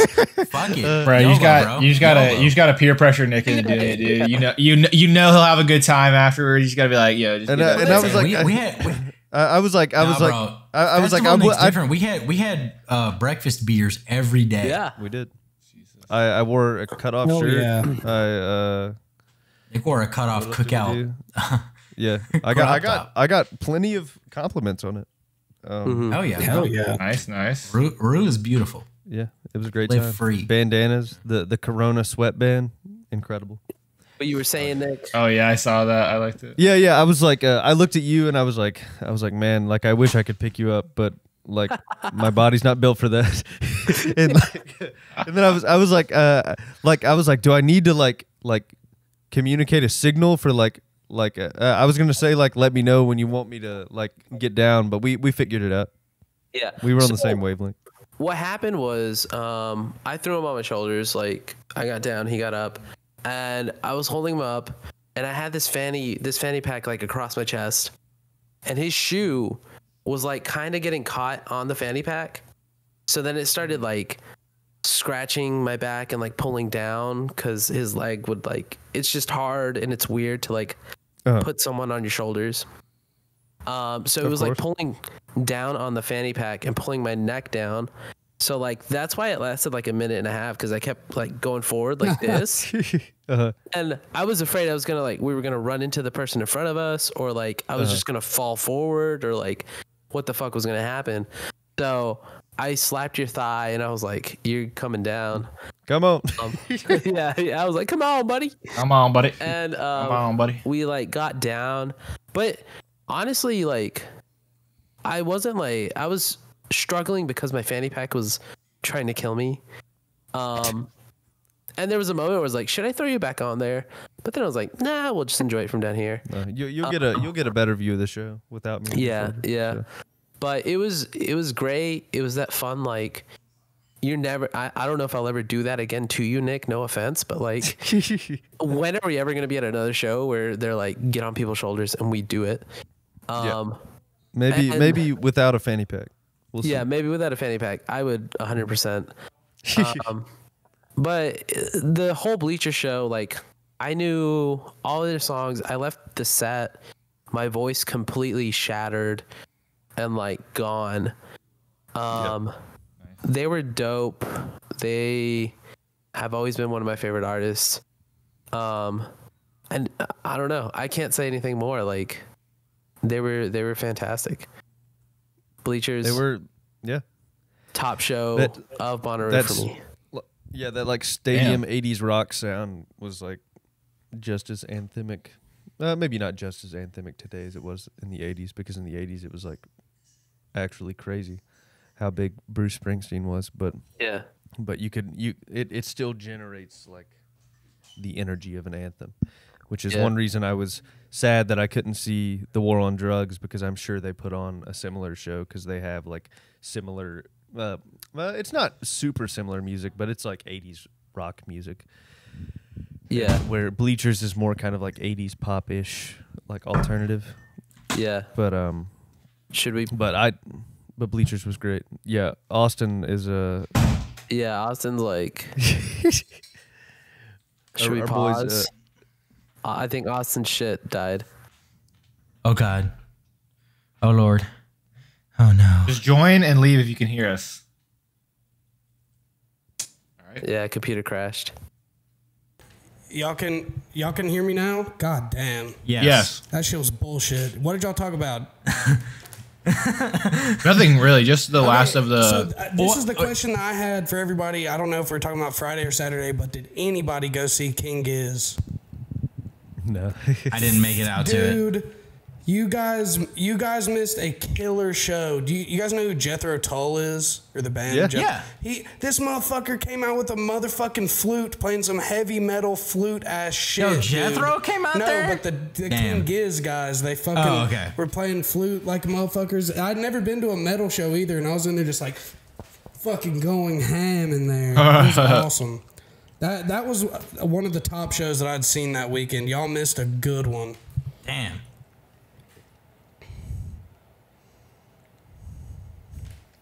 Yes. Yeah. I've seen the Giz ones on there.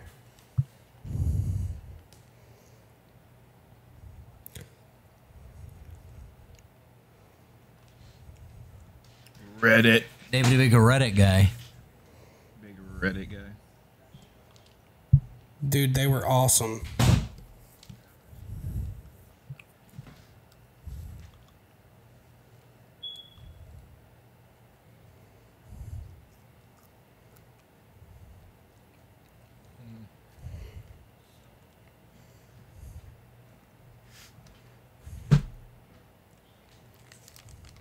Damn. Hell yeah. Nice. Based Reddit for once. No, people are supportive as fuck at Bonnaroo.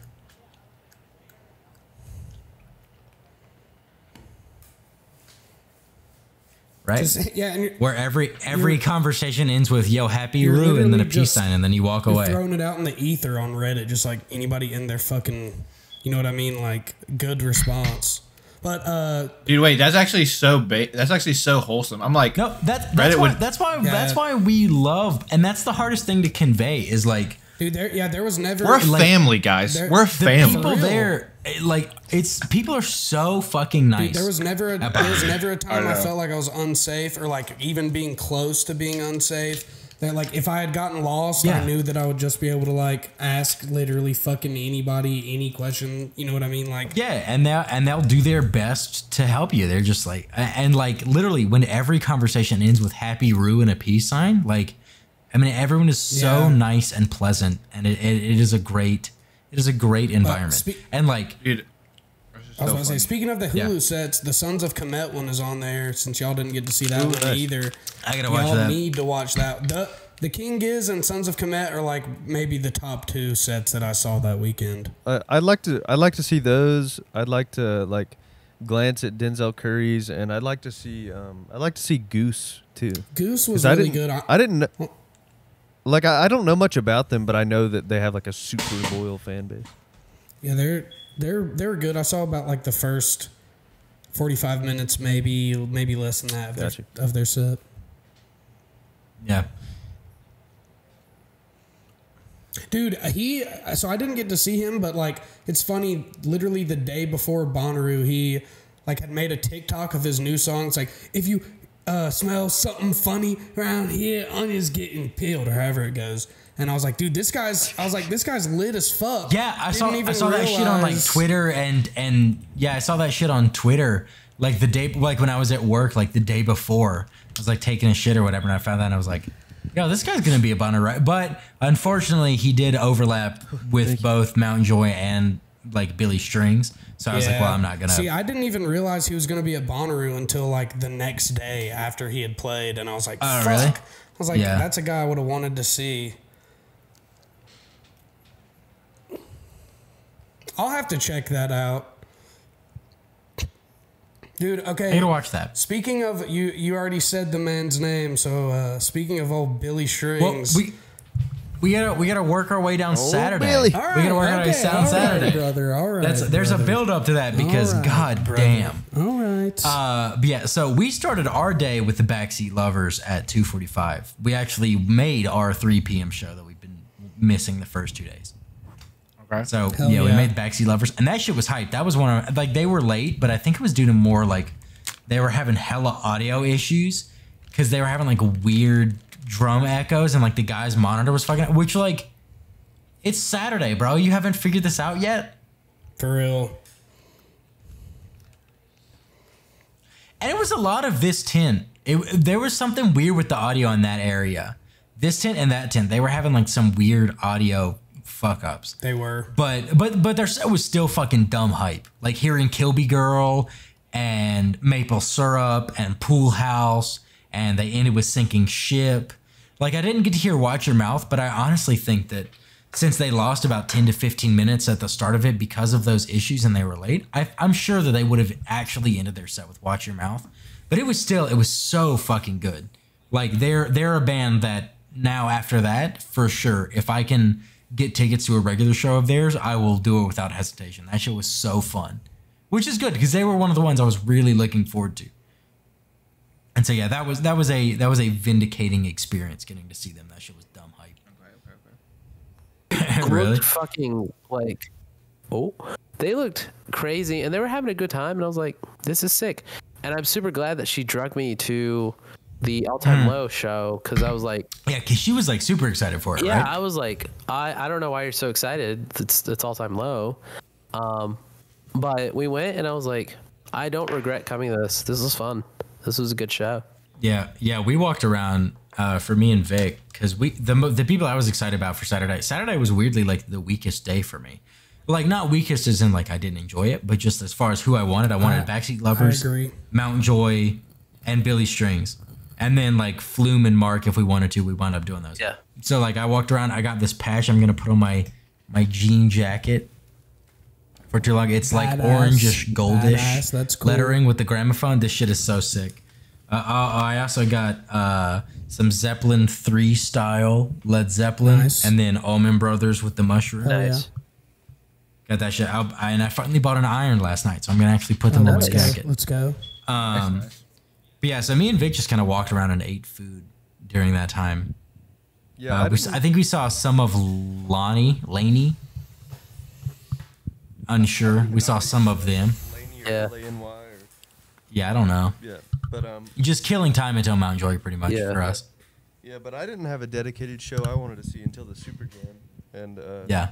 and I think they started that like half an hour late at the same tent as the Backseat Lovers, but Yeah. but it was great.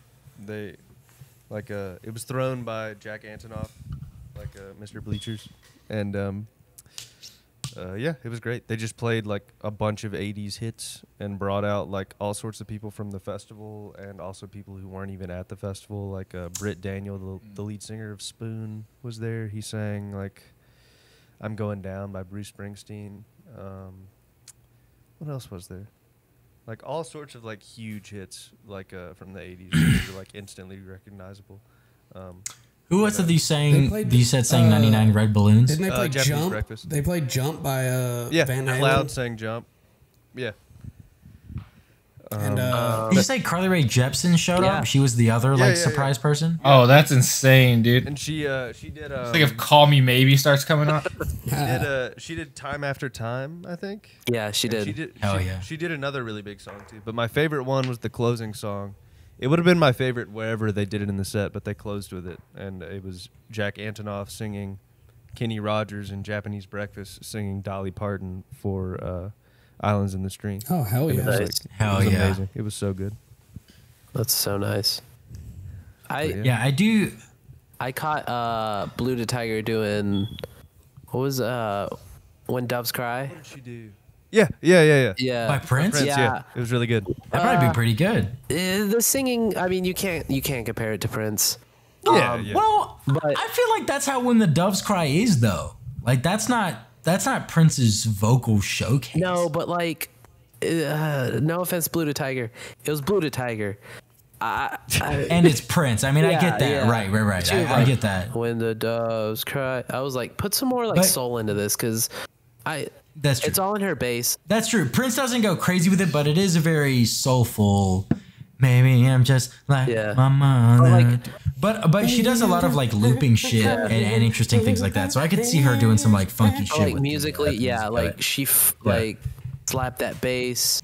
The whole band was really into it. I mean, it's Prince. Like any opportunity you get to play Prince, you gotta play it right. You gotta do your right because it's Prince, right? So see that's funny because go ahead. Yeah, Carly Rae Jepsen did Time After Time and What's Love Got to Do with It. Yeah. What's love got to do? Great song. see that's funny because you guys broke off for that, and then me, Vic, and Anna went and saw the entirety of Mount Joy, and that was good, but like the bass was way too high. So I left. Like the mixing in that one, that dude, someone was asleep at that, or something was weird with the monitor because like the bassist wasn't turning his shit down. No. So like I just think something was fucked up in the monitor that it sounded normal to them, but it was way too much bass. So like it would kind of drown out the lead singer a little bit, but they still like brought the fucking, like one of my favorite moments from Rue was the whole crowd during Astrovan shouting, maybe there is no heaven, maybe we're all alone together now. And then like going into the chorus of Astrovan, that shit was dumb hype. That shit was so hype. But I did leave Mount Joy early because the bass was, I mean, I couldn't enjoy it. There was way too much bass, and I was like, you weren't fucking with us. You were like, I'm just gonna go meet Nick at the, Mount Joy. I'm just gonna go to the Super Jam. A bass heavy band. Yeah, so, it was still good, but I definitely like everything else sounded so good, but anytime there was a lot of bass, it really drowned out everything. Yeah, it was throwing me away. Like Julia was really fucking good. That was another highlight. Getting to hear Julia live, that shit was fun. So then after Mount Joy, and then it comes to the man himself. Yep. We came. Oh, yeah, didn't you guys see 21 Savage during that time? Yeah, tell us about 21. This is what I did for my Saturday. First guy I saw was Corey Henry. I don't know if you guys know who that is, but you should. Dude, I was jealous. He is one of the best keys players I've ever seen. He's fucking great jazz. Damn, I really hate we didn't see that. He was so good. Then I took a little bit of a break, went back to the tent and ate some stuff, and then went to Daniel Donato. Do y'all know who that is? If you like Billy Strings, you would love Daniel Donato. He's like cosmic country. I gotta check him out then. Cosmic country is what he says his genre is. He like plays like great. Oh, you went over to the old Who shit. Yeah, that's Nick's bag right there. That's your bag too, brother. He played a lot. Cosmic country. He played a lot of like Grateful Dead and shit. But the cool thing about thing about him is in August he is coming to the big metropolis of Elkin, North Carolina, to play Reevestock. Oh hell which I thought was amazing. Then that would be fucking hype, dude. It's going to be. Then I saw 21 Savage, and I only saw like we kind of left Daniel Donato, and we were like vibing hard. We didn't really give a fuck what we did, and we were just kind of talk. We were just kind of. He played Knife Talk, dude. So we kind of got food and fucked around and like caught the very end of 21 Savage. Then we went straight up to the front row of Billy Strings, like as close as you could get. And I was with these girls, right? Like, so my group of people were two of my good friends that I'd known for like most of my life. One dude that I had like known here and there in college freshman year, like I would not say that we were good friends at all. And then like these three girls that I had never met in my entire life, and they didn't know shit about Billy Strings. Oh, and so like buddy. I'd been talking. That's how Vic and Anna were. I felt like, or definitely Vic. I'd been talking about Billy Strings all week, and like these girls were like, "If I had $1 for every time that Billy Strings was mentioned, I'd have $1 million." And I was like, "Well, you're about to see."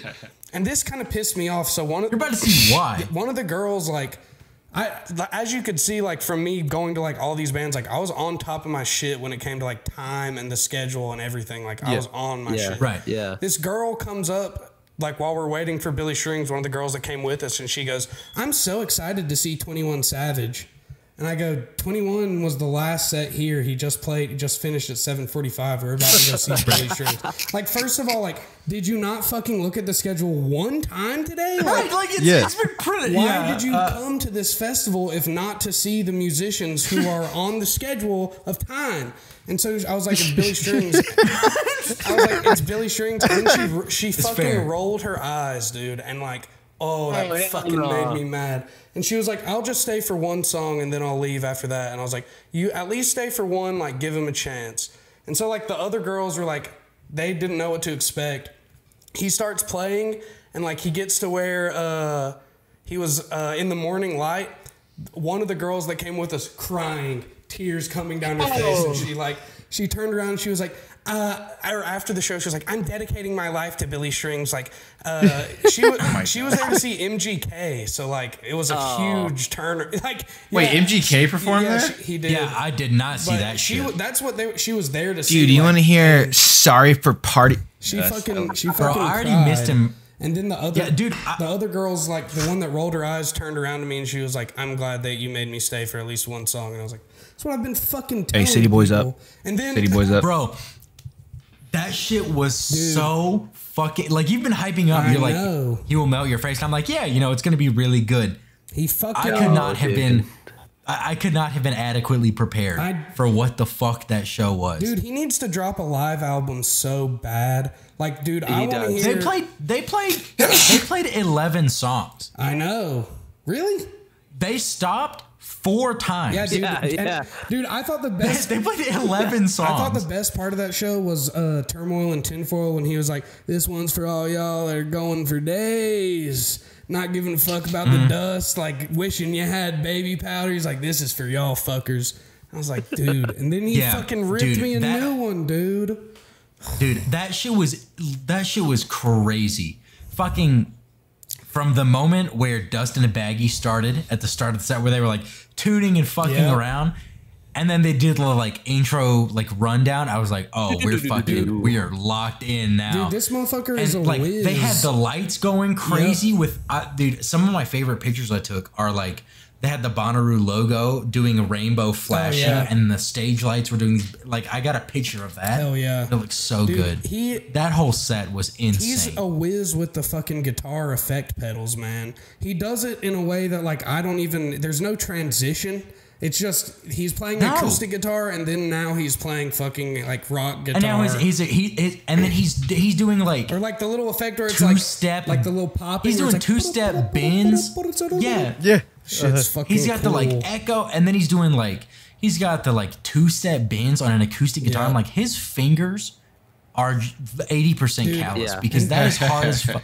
It's hard to get like a half-step bend on an acoustic guitar string. So. And he's just shredding on it. That shit blew my mind. Dude, you need to go see him like at just a Billy String show because like I'd like to. I felt like he was restricted for only having 1 hour. Like when we saw him in Greensboro, like he is going, dude. And he plays like covers. He played a Pearl Jam cover, played a Grateful Dead cover. He's played a couple Stones covers. Like he plays good covers of shit, and I don't know, good bluegrass covers too. Yeah, I for sure need to see him like fully live because I mean, like there were so many times where he'd do some shit or like someone else on stage, like the mandolin player was going fucking ape shit. Mandolin player or like the fiddle, badass. and me, David, and Nick, we just kept turning around to each other like, what the fuck is going on? Yeah. Just mouths agape, just like wide-eyed, like dude, how are they his doing fucking that? eyes closed, just going down the entire neck of the guitar, just fucking. He has his eyes. You are not lying. He has his eyes closed, but he rolls his eyes back into his head. Yes, and then just starts playing. And he's just. I'm like, this man's possessed, dude. He showed up with a joint. Yeah, I know that shit was cool too. And then I was like, this man just smoked like a joint, and he's doing this immediately. So Rolling Stone actually just released an article about Billy Strings either today or yesterday. Highly suggest that you go read it because like it goes. I'll give it a. It goes into like his like his childhood and like how his parents were addicted to drugs and shit and like like how he's into bass fishing and like it's a good article. Y'all should read it. I had to check that shit out. Yeah, because that fucker went crazy. And I was like, this man's 29 years old. Dude, he's like just the one of the best I've ever seen ever. It was him and King Giz were the top two. Mark Rebele, Sons of Kemet. Those are my four. I really like his show. I feel like the same amount of people were there and the same amount of people were like losing their minds as those who saw J. Cole, if not more. Yeah. Oh yeah, dude. Like he's like the diversity in the crowd. Everyone was there and everyone was going. I really think that like he's gonna get like way bigger than he already is.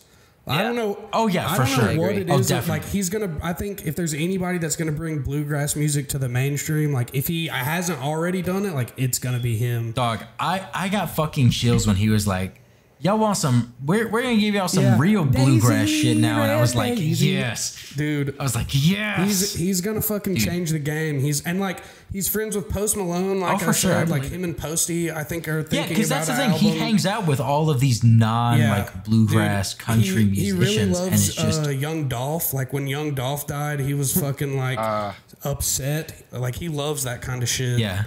he's pop great. smoke no, guy. Yeah. I mean, that's the kind of thing. It's like him. It's him and people like Jason Isbell and Chris Stapleton and like Sturgill Simpson, where like it's people who like all kinds of music and They're avidly talk about all kinds of music, but yet they play like kind of the centric sound. Well, I feel like that's definitely what's going to bring it more into vogue. I feel like they're blending a lot of like when that Billy String show is like you're watching a bluegrass show, you're watching a metal show, you're watching a rock show, like all at the same time. I mean, there was like a psychedelic metal part at one point, and they were still playing an upright bass, a banjo, a fiddle, and a mandolin, and an acoustic guitar that sounded like to me, like every show that I've seen from him, I walk away from it, and like the first thing I think is I cannot believe there were no drums on that stage. Yeah. You know what I mean? Like yes, yeah, no drums at all, and like I'm fucking going crazy. It's literally 5 instruments, dude. That was by far, that show was like a big highlight for me. Dude, I was just so glad that like.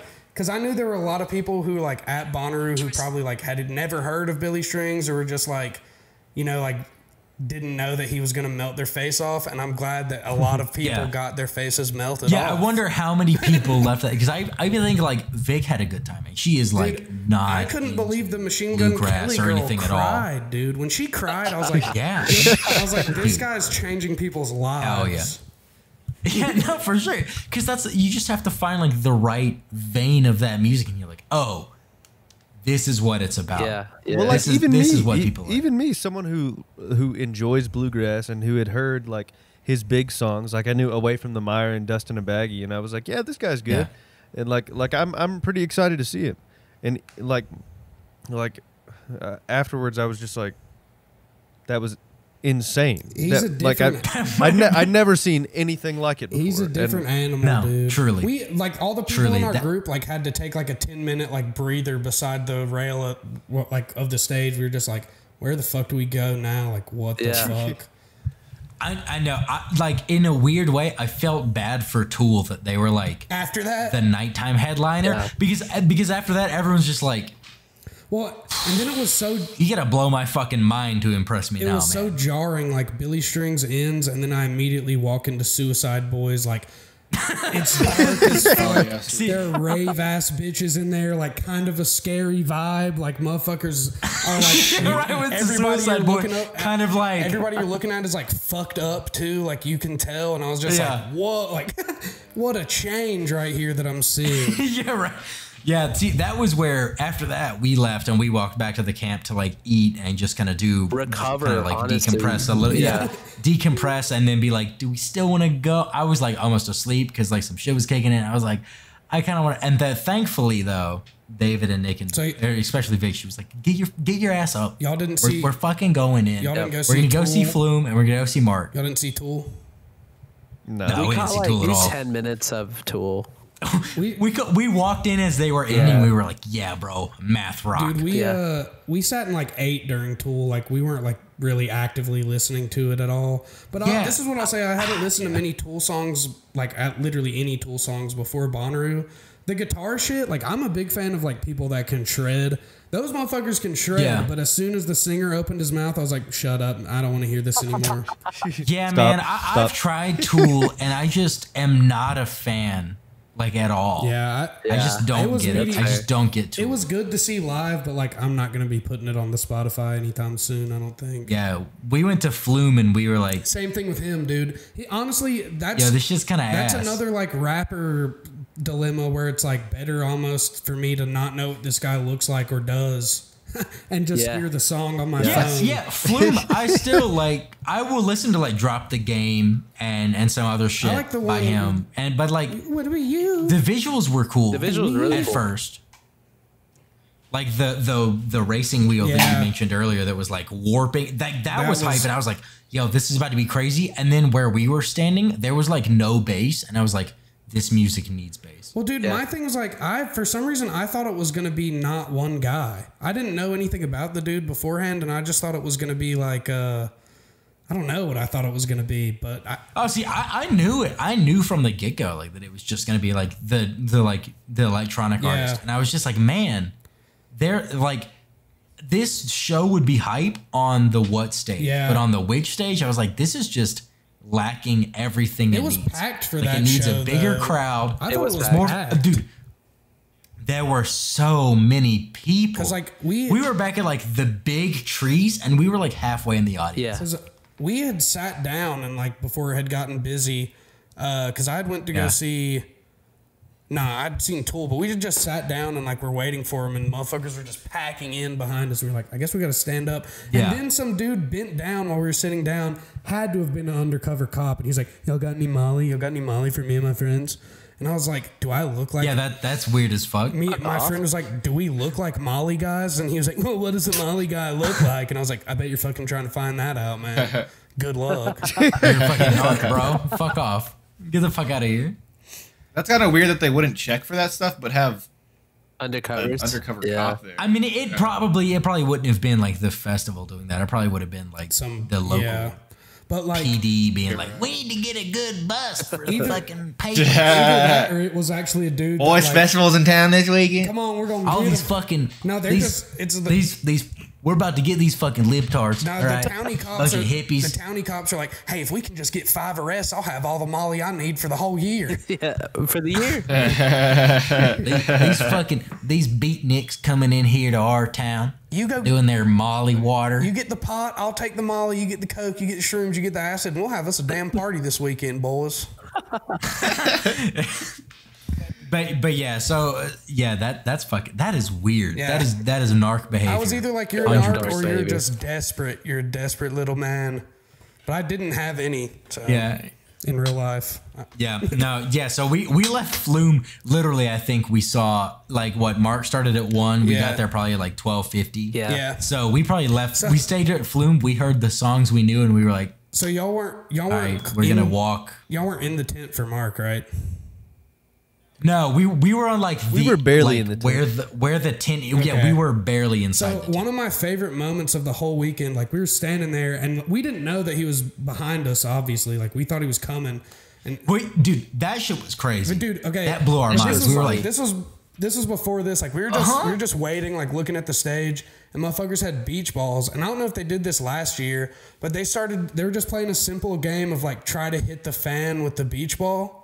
And like there weren't fans. There weren't fans really? last Dude, year. That was one of the improvements. Dude. Holy the shit. fans were clutch. But like that was one of the big infrastructure improvements. Yeah. There weren't fans last year. We did that. What fucking show was it?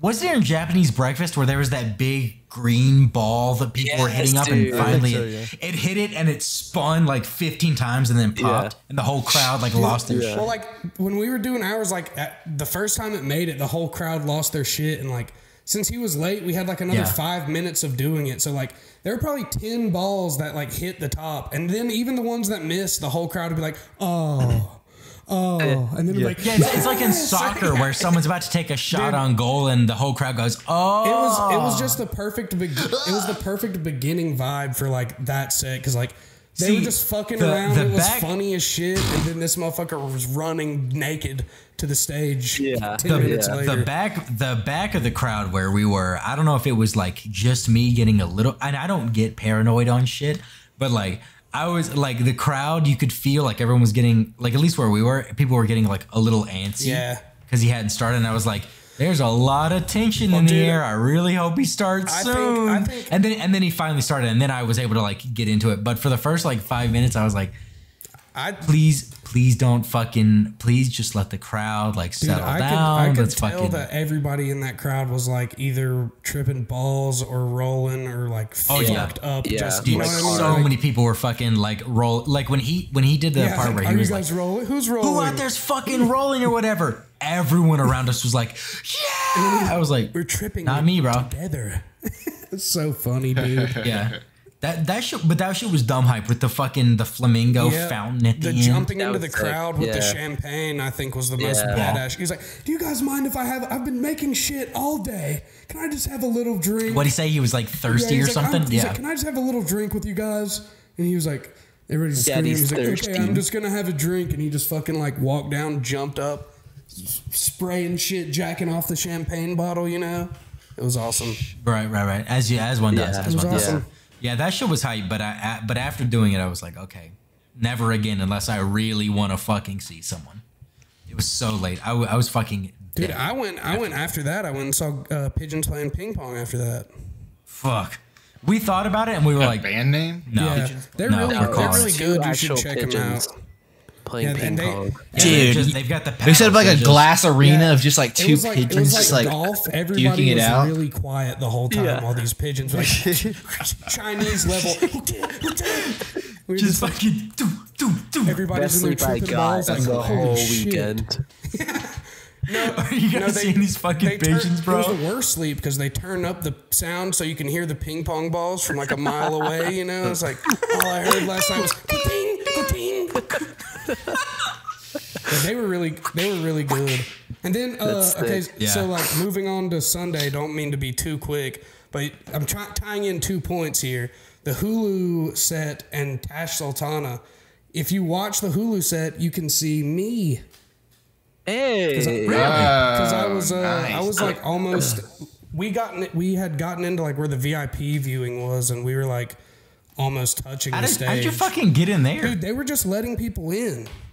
Like you just sit in line. I think they did that for a few shows when we were in 2019. did. We didn't get in, but we saw some people and we were like, okay, those are definitely regular. Yeah. You can see like the VIPs and they're like nice clothes, Yeah. like freshly cleaned and shit. And then people in the GA who were like, let me in the music. yeah, like we just stood in line and they let us in, and like you can't see me very well, but like I've got on the Billy Strings hat and you can see the mustache and glasses.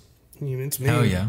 nice. But You've got the identifiable features. That's what the mustache is all about. she put on a killer show. I don't know if you guys saw her, but she was great. That was one where I kind of was chilling back. I needed another like kind of nap. We started with Flip Turn, and that shit fucking was banged. fucking hype. I cannot wait to see them in So Denver in hype. October. I've got tickets for them. Oh dang, so y'all hyped for that. That started shit was early that day then. Yeah. yeah. We started 12:45. That was the earliest we started, and that shit was dumb hype. Like they were also a little late because of audio issues, but damn, they were so good. They so put on good. such a good show. The whole time I was like, I can't wait to see a full fucking set in October. That was really good. And then we went, we just went from there. We kind of like chilled out by the food trucks over there and then kind of caught Baz Boss. like that kind of boss. Sorry. Like from the side, we kind of got him. Like I got some pizza and shit. And we were like, okay, psych. Boz was Then lit, dude. Boz was so fucking hype. He got a kid. Dude, the crowd was going the crowd crazy. was going insane. He got a guy from the I crowd. forgot about that fucking guy. He yeah. performed like part of a song. That kid killed it. I think before him, he performed the other person's part in that song. he performed It's J. not- Cole's who's- part in that song. Was it J. Cole's Yeah. part? Yeah. And dude, that crowd was ridiculous. That was I have a few regrets of that weekend. One of them was not being in that crowd because they were so ridiculously hyped. It was They insane. were. But we enjoyed the food and chilling out. And then we saw we went from there to Coin, right? Yeah, we went to Coin.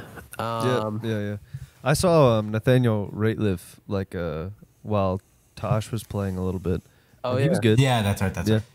See, I caught the end of his after Tosh was playing. He was good though, dude. Okay, so what kind of music is Coin? I'd heard that they're a good band, but I knew nothing about them. Didn't see them. They're They make like alt pop rock. Yeah. alt pop rock. Yeah, like indie rock ish, but like kind of some of their songs are more like day glowy, kind of like poppier vibes to Okay. it, and then some of them are like more rock-ish. Yeah. Okay. I didn't recognize a single song when we saw him, but I know that I know a couple songs. I feel like you would Oh, know Talk Malibu Too 1992. I did recognize that one. Talk Too Much is like Oh, an astronomical Are they song. Talk Too Much? Yeah, Talk Too Much. Oh, I know that song. Yeah. You know I talk. I always think that song's Walk the Moon. That makes sense. They give me Walk the Moon vibes. Yeah, for sure. And that is a boring ass fucking band to see live. Walk the Moon. Walk the Moon? Walk the Moon. Yeah, fun. we Did saw you see him? Yeah, we saw him at Tally. Yeah, because me, Zach, and Randy, we were working that event. So we were we were working in Tally during a closing shift, and we went outside and we saw him. We were like, honestly, you just want to go back in and finish up the setups we have to do? And yeah, we just went back to manual labor. I need you to say that in front of Anna. Bro, dude, I was in that crowd, and it was like I felt like the crowd was just kind of ass, but I felt like they put on a decent show. I thought they put on a decent show, too. The show was like 50%. I went with Molly to that show. Molly. Oof. If the crowd was better, it would have like Not the it went from 50%, it would have pushed it over. But since it was kind of sucked, it went from like instead of being pushed over, it went like pushed under. I get what you're saying. And so we were all standing there and we were like, yeah, and like apparently the like members were kind of dicks to like the like UAB people who were like showing them around Tally and shit like that. Apparently they were like super diva, and I was like, bro, you're playing a free concert at a college student union. You are not a diva, dog. Yeah. And the Sun was pretty cool to hear live, but other than that, yeah, I was just very underwhelmed by their live stage show. But yeah, so Corn gives me like similar vibes, but I would say I enjoyed it more. Yeah, because the guy got fucking pissed at one point because they were fucking up the ear monitor for the lead singer while he was playing piano, and he had like kind of gestured to like turn some shit down. He was like pointing at like the guitar or the bass or something to like turn down, and they weren't doing it. And so at one point while he was playing, he like took a breath, and you could tell he like fucked up the lyrics because something was going wrong, and he just ripped it out of his ear and then just like finished the song. I was like, yo, someone is fucking up on the fucking. I've been the person working the audio console at events. It's not that hard. Someone's getting fired. Yeah. I mean, like, granted, way bigger events, and I get that, but like, someone was he was pissed at someone back there, and I was like, oof. But yeah, so we left that early, caught part of Tosh. I kind of took like a sunshine nap. Me and Nick were just chilling. Y'all should. Nick went and saw. Y'all should catch up on that on YouTube. She plays the sax. She plays the trumpet. I saw some of that. It was like hit or miss, and then I was like, I need like a 10, 15-minute power nap, and then I like woke up for Jungle. Very end. She was good. Yeah, Tosh was dope. Yeah, that they makes me want to buy a fucking loop pedal, man, for my guitar. Dude, I've had my eye on a trio looper since I fucking did a jam with Brian back in college. Since then, I've wanted one of those so fucking bad. It's a loop pedal that then whatever chord progression you play, there are like 12 different rhythm settings, but it constructs a bass player and a drummer. It's kind of like an arpeggiator, kind of. But like way more sophisticated. That's cool because it creates a bass groove and a drummer based on what you're playing, and you can loop that and then still play lead over that. And like for a jam session, it turns two guitars into like a fucking 6-piece band. Hell yeah, it's so fun. It's pretty cool. I need to get one. That was a lot of fun. I need to buy one of those. They're like $200 to $300, so they are an investment. But I feel like if I get that, I will play so much more. Yeah, we went from Tosh, I think. Oh, we went from there. We went to Zach Bryan after we got out of Nathaniel Rapp. Not even a question. Dude, Zach Bryan fucking brought the house down. He was good. He was really so good. But I left early for Zach. He was one of the people I was. What? I said I left early from Zach. Sorry, I lagged a little bit. Oh, did you get a Herbie? Herb, yeah, hell yeah. Herb. We thought about it, but I honestly like I think it would have been cool. But I'm really glad that we stayed because Zach, at the end of his set, he did Revival, but he played it for like 10 minutes, and we did the chorus like 5 times. And between that, he introduced, and then they did the solo for the players of the band. Oh, nice. So like he worked through, and then every time they finished up, we went back into the like were having an all night revival. Like the whole crowd was like screaming and getting into it. They ended with the fiddle player, and that fucker brought the house down. Yeah, that was one of the shows I was also most excited for and most felt delivered on.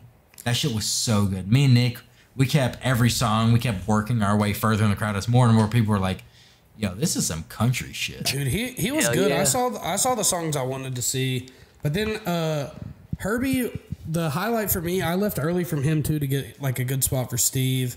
But I didn't realize he brought like the vocoder to America. He like told this whole story about how like he Oh really? Yeah, he was like that guy? Because he played like several songs on the vocoder where he was singing, but like it sounded like auto-tune, but he was playing it. And he was like, yeah, like I brought the vocoder to America and like it turned into auto-tune and all this stuff. But he's like, I still think this shit is better than that. And he went fucking hard, dude. And I was like almost front row for him too.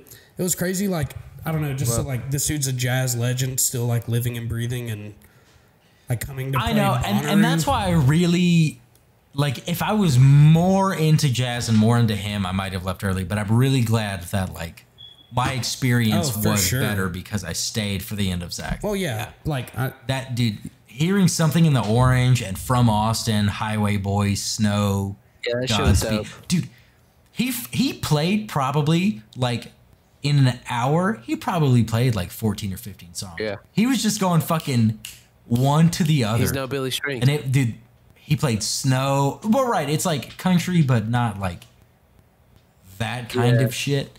So yeah, I really, that was like, I love that. And then we went, what'd we do? We went like just kind of hung out there and then saw Wallows. Yeah, ate a little bit. Yeah. Saw Wallows. Yeah. Yeah. Wallows were good. I honestly was really surprised by Wallows. I wasn't ready for them to be as good as they were. That good. Yeah. Granted, we were just laying and chilling because we were waiting for Stevie. But there were a couple of moments where I was like a little like, do I want to go into the crowd? Yeah. Like especially the one where, although it was underwhelming, where he played like it was hype for like 2 minutes, and then he like went on this fucking monologue about like keep up the good vibes when we come back in, and then they played for 20 seconds. Yeah, more. dude. And I was like, bro, you can't fucking hype it up that much and then play a chorus. Yeah. You gotta go at least like another couple. You don't hear me again? But there were some moments where I was like, I kind of want to go in, but I think Vic and Anna are pretty far in, so I don't really want to like fight my way through. So I just keep chilling here. And then whatever they played at the end, we could feel the bass through the ground. I think they played Scrawny at the end. Gotcha. Yeah, we were laying with our backs on the ground, and I could feel it in my lungs. Yeah, like the vibrations from the earth below my back. It was like vibrating me. I was like, yo, this is not what I thought Wallace was gonna do to me. Yeah, that shit was good. And yeah, and then we ended it with like Stevie Nicks, like everyone else, and that shit was Steve, dude, she did do a really good job. Dude, that was fucking incredible. The first ever in the 20-year history of Bonnaroo, female artist closing out the entire oh really festival. Damn, I didn't know. Yeah, oh, really? She said that at the beginning. She was like, I'm so honored that like I've been doing music for so long, and like I'm able to be here and be like the first female musician to close out the entire festival. Because how the last person marched, Jordan, like the headliners the other night, stuff goes on afterwards, but for her, like it was the last others. Yeah, she's like the end of the festival is the main stage from 9:30 to 11, and so she got to do that, and so that was super cool. Hearing like she was, 40K people at one stage, dude. It was like the most packed I had seen it the whole day, like a whole weekend. Yeah, because like everyone just goes. See, because I thought that's way better than fucking Fish doing it. I thought I'd be able to sit down out there, and I was like, fuck no, I guess not. Jesus. We were like trying to find a spot to sit, and we were like, I guess not. We're standing, and we were like fine with it. We were like where that big, like the sound stage is and all of that shit. We were like right at the edge of that to where we could see the screen really well, and we could see through that towards the stage, like depending on what we wanted to see more of. Dude, so we were like, and there are people just on fucking hella like psychedelics, like just interpretive dancing the whole time in the big empty spot because no one else wants to stand there because it's the stage. Dude, I wish we saw that. I wish I had a so fucking map with y'all, like just to see how close me and you guys were, dude. I know, Because, like that's it like sounds like we were fucking close the whole fucking time. Yeah. Really close. But Austin, it's crazy to hear you say that Stevie was that packed. Because like when Jamie and I saw Gambino, we were like shoulder to shoulder.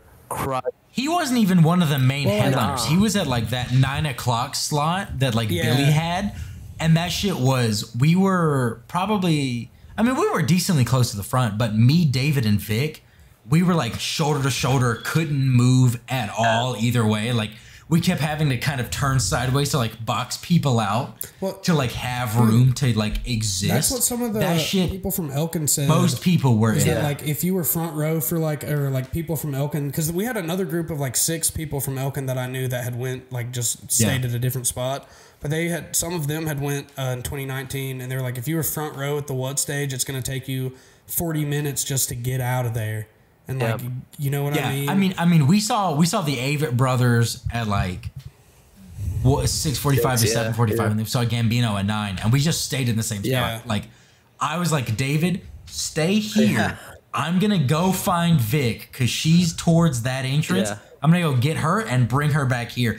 And it was like I was pressed against people, like salmoning my way upstream to get Vic and then bring her back. Well, but then like once we got back, the people like we had made friends with, the same guys we cried to during emotionalism songs during the Avett Brothers, we were fucking jumping to during shit off of because the internet. Well, dude, and that's like why I love that festival so much. There's such a variety, but everyone fucks with it all. Well, like when we had been like a week before we'd bought the tickets, a lot of people that I knew were going were like, oh, like it's low attendance. I don't know if it'll be as good. Like with the way you guys are talking, me and David it were sounds like it was hell yeah. it's way better. Like it was Way better. awesome. Oh, It yeah. was fucking awesome. Lower attendance would be so David much better. Like the weeks leading up, we were like, yo, low attendance. Like that's why I didn't hype it up much. I was just like, yo, all of y'all talking shit about the lineup. Like, that just means I can dude, like I can be like I said, I was front row almost for like I had to have been at least 20 bands, dude. Yeah. Almost. Yeah. Front row. and so probably next year it will not be the same. I'm sure. I would guess. Dude, I would bet. But I'm glad that you and Nick, I'm glad y'all got to experience this year. I would think that next year it's gonna like be hella ticket sales because everybody this year that was first time will be like, oh, that shit was awesome, like blah blah blah. I got to be front row for all this shit, and then everybody's gonna buy tickets, and then and you adjust. That's kind of what it is. But yeah, like this was. I've been saying the whole time. I was like, I'm honestly kind of more hyped for the undercard for real than necessarily the main events. But like. I wasn't disappointed. The most disappointed I was by Mount Joy because of the bass. But like it was still a really enjoyable.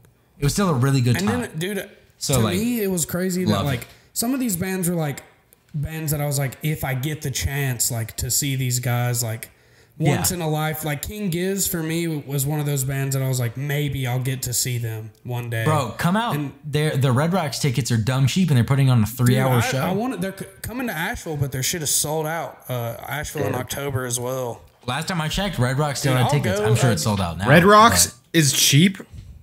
The Red Rocks tickets were like $40. When is that? When That's is that concert? crazy. November 2nd, maybe. Let me get because I have a friend that just bought a house in Denver. I live in Jamie. Denver. This is my spare bedroom. Who lives in Denver? Yeah, but His like name's I Jamie. This is our guest bed. I have a friend that just this is our guest just bed. bought like a 4-bedroom house in Denver and shit. So he's like a multi-millionaire. No, he's holy shit, he's in the Navy, dude. So he gets like so zero down on a house and shit like that, and like zero down. He already he's hasn't also had to pay for housing for like the last 3 years. He's also a top secret. Damn, top secret boy too. Oh, so he's got that safety. He was the one at Bonnaroo that was with me when they asked us for Molly. Oh, really? It was funny because I was like, obviously this motherfucker does not have any. This man has top secret. This man has secret clearance, Which, bro. if Do you think he does Molly? If you knew this guy, like I don't know, he's funny as shit. But yeah, I'll definitely come to that. I'll probably buy tickets. I haven't bought tickets, but I don't know if William bought tickets either. But like last time I checked, y'all should, dude. If they went that hard sure for they're more a 1 expensive hour now. set, like they will fucking melt your face off 1,000,000 times for a 3-hour set. Wow. But yeah, that's That's the pod. fuck, dude. That Long, was bro. I mean, I knew it was gonna be a long. It's episode 100, baby. So true. Hey, Special. GG's, boys, GG's. And Bonnaroo. Yeah, Jordan, how did you feel during the marathon? Got a recap. Did we stop or is I was mostly just taking everything in. it still going? It's I mean, still going. technically, yeah. I mean, Yeah. yeah. Oh, I got Recent listenings. One last thing, I did get my set poster that I always get at concerts. nice. We got Oh shit, we nice. got this one. Sick. Yeah, I think I'm this just shit'll look sick next to the 2019 I one. think I'm just gonna order one from the website. Oh, dude, that's not. I didn't even know you could do that. That's a great idea. I didn't know you could do that That's either. 100% I was just great buy shit idea. at concerts. They usually We bought it at like Thursday night, and then Oh, that's right. Yeah. because I'm used to concerts where like they're only 300 printed. Yeah. So I'm like, oh, I gotta get it like Dude, that's- immediate. Like I buy the poster first, and then I go find That's my how seat. Billy Strings is. He does a reprint for every. That's how Jason Yeah, Isbell's that's are. He does like the different show poster. Yeah, so I'm hyped to hang I'm about that. to have We're gonna two hang that more. 2019 one. Yeah, so fuck. I guess that's Bonnaroo, Did we guys. do That's top fives? yeah, everyone? I think that would be good. Top 5 from everyone. we'll finish it out. Instead of our recent listings, we'll do top fives, and then Nick can announce what me, him, and Jordan are gonna be Can we doing. do a top 5 and like maybe one honorable mention as well? Yeah. I think that'd be good. Sure, I gotta pull the lineup again. Actually, let me just look at my phone. All 'cause right, I have it I've organized got by. mine if y'all want to hear it. Go ahead. Yeah, Go if you ahead. want to go ahead, I'll pull Okay, mine up. number 1, Billy Strings. As always, he's the fucking Yep. man and he kills it. He's the best ever. Number 2, Yep. King Giz melted my face off. I don't know, like bringing out a flute at a heavy metal show and going for like 10-minute flute That's hard. solo. Yeah, You're that's going tough. crazy. That's That's tough. Number 3, Mark Rebele, funny as fuck. One of the coolest things I've ever seen. I don't think I'll ever see anything like that ever again. I agree. Number 4, I got to throw it to Herb.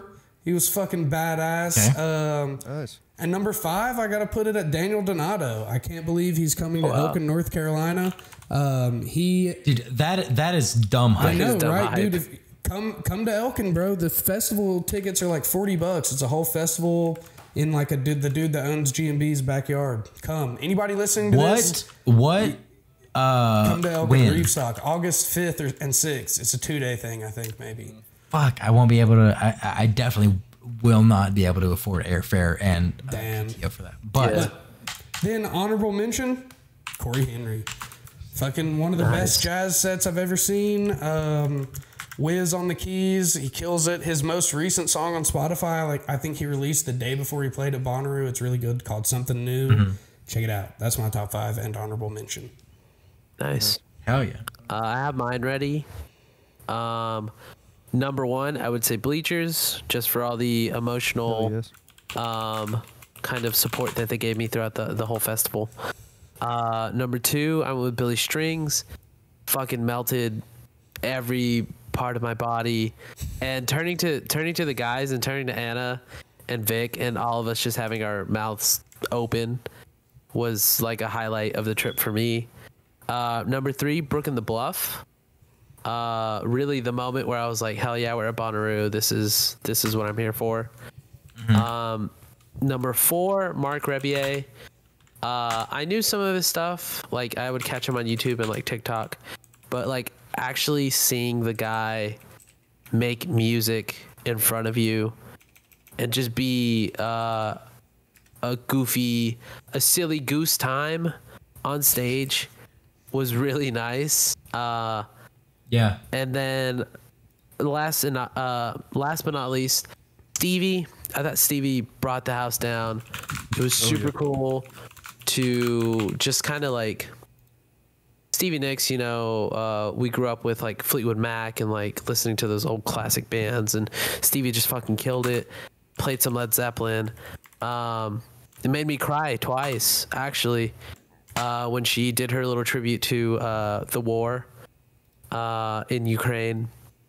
I was like, that was good. Oh, I also got fucked up during the Tom Petty tribute. yeah, those and are both good. Pulling on my heartstrings. seeing Anna, That shit was so good. Anna cry to Landslide, I was like, fuck, like. That shit fucked me Yeah, up, bro. yeah. She brought all the emotions. One of my out. favorite songs ever, and she fucking had me crying as well. I was like, God. All the emotions out. And then my honorable mention is Flip Turn. I wasn't as hype as like Jamie, and Anna was super hyped for Flip Turn.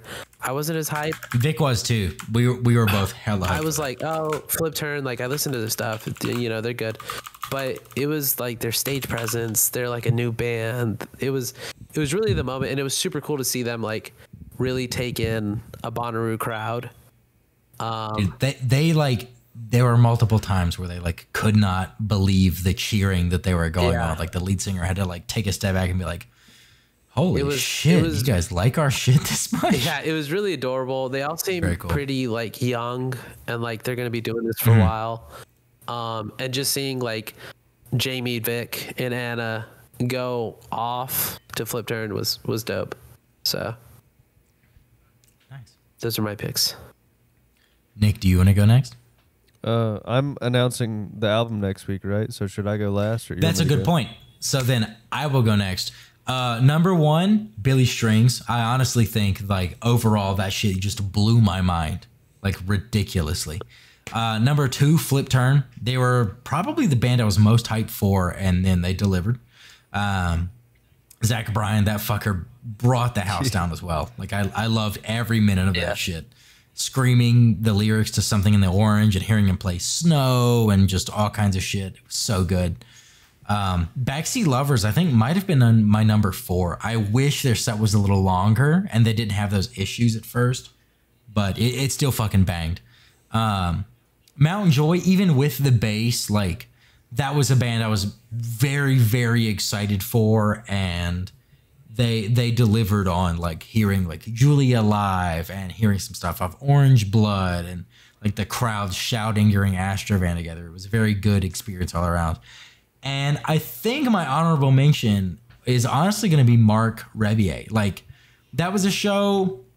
It's not my typical style of what I'm going to see live, and it isn't my typical vibe. But once it started, like it was a lot of fun. It was a toss up between that or Stevie, but I think I'm going to go with Mark. That shit, like I don't think I would pay $40 to see him, but he is going to be in Denver at the Mission Ballroom. But they are like $45 per person. If they were like 20, like the Lawrence tickets were, without a doubt, me and Vic would go again. Yeah, But like for a festival, that shit was dumb hype, I think. I agree. So he gets my honorable mention. What about you, Jordan? So top, I really like Stevie Nicks, Denzel Curry, J. Cole, Billy Strings. Obviously has to be up there. Obviously, dude. Obviously. Come on. Obviously, man. dude. Come on. And probably, you know, even though they had a racist crowd, Turnpike Troubadours were pretty good too. But that's probably my top I 5. got you. How'd you feel about Tove Lo? Was that your honorable mention? The titty drop? Yeah, it was. Yeah. It was. I can't believe I missed I'm gonna the go. titties, dude. I'm gonna go. Number 1, Bleachers. Number 2, Turnpike. Number 3, Billy Strings. Number 4, Indigo. Number 5, Mark Rebier. An honorable mention, just the Super Jam in general. Oh, nice. Love Dude, it. shout out Mark, bro. Yeah, dude. I thought it was lit. really funny. We heard like the Tool guys. We heard the Tool singer like tell everyone to go to Mark after the Tool set. Yeah, And I was curious how much people like at the Mark crowd were from Tool, and they were like, "What the hell is going on?" Yeah. And exactly. Dude, I thought I How heard much him of them say, were like, say that at the why end. the fuck did he tell me to go Dude, I here? bet they loved it.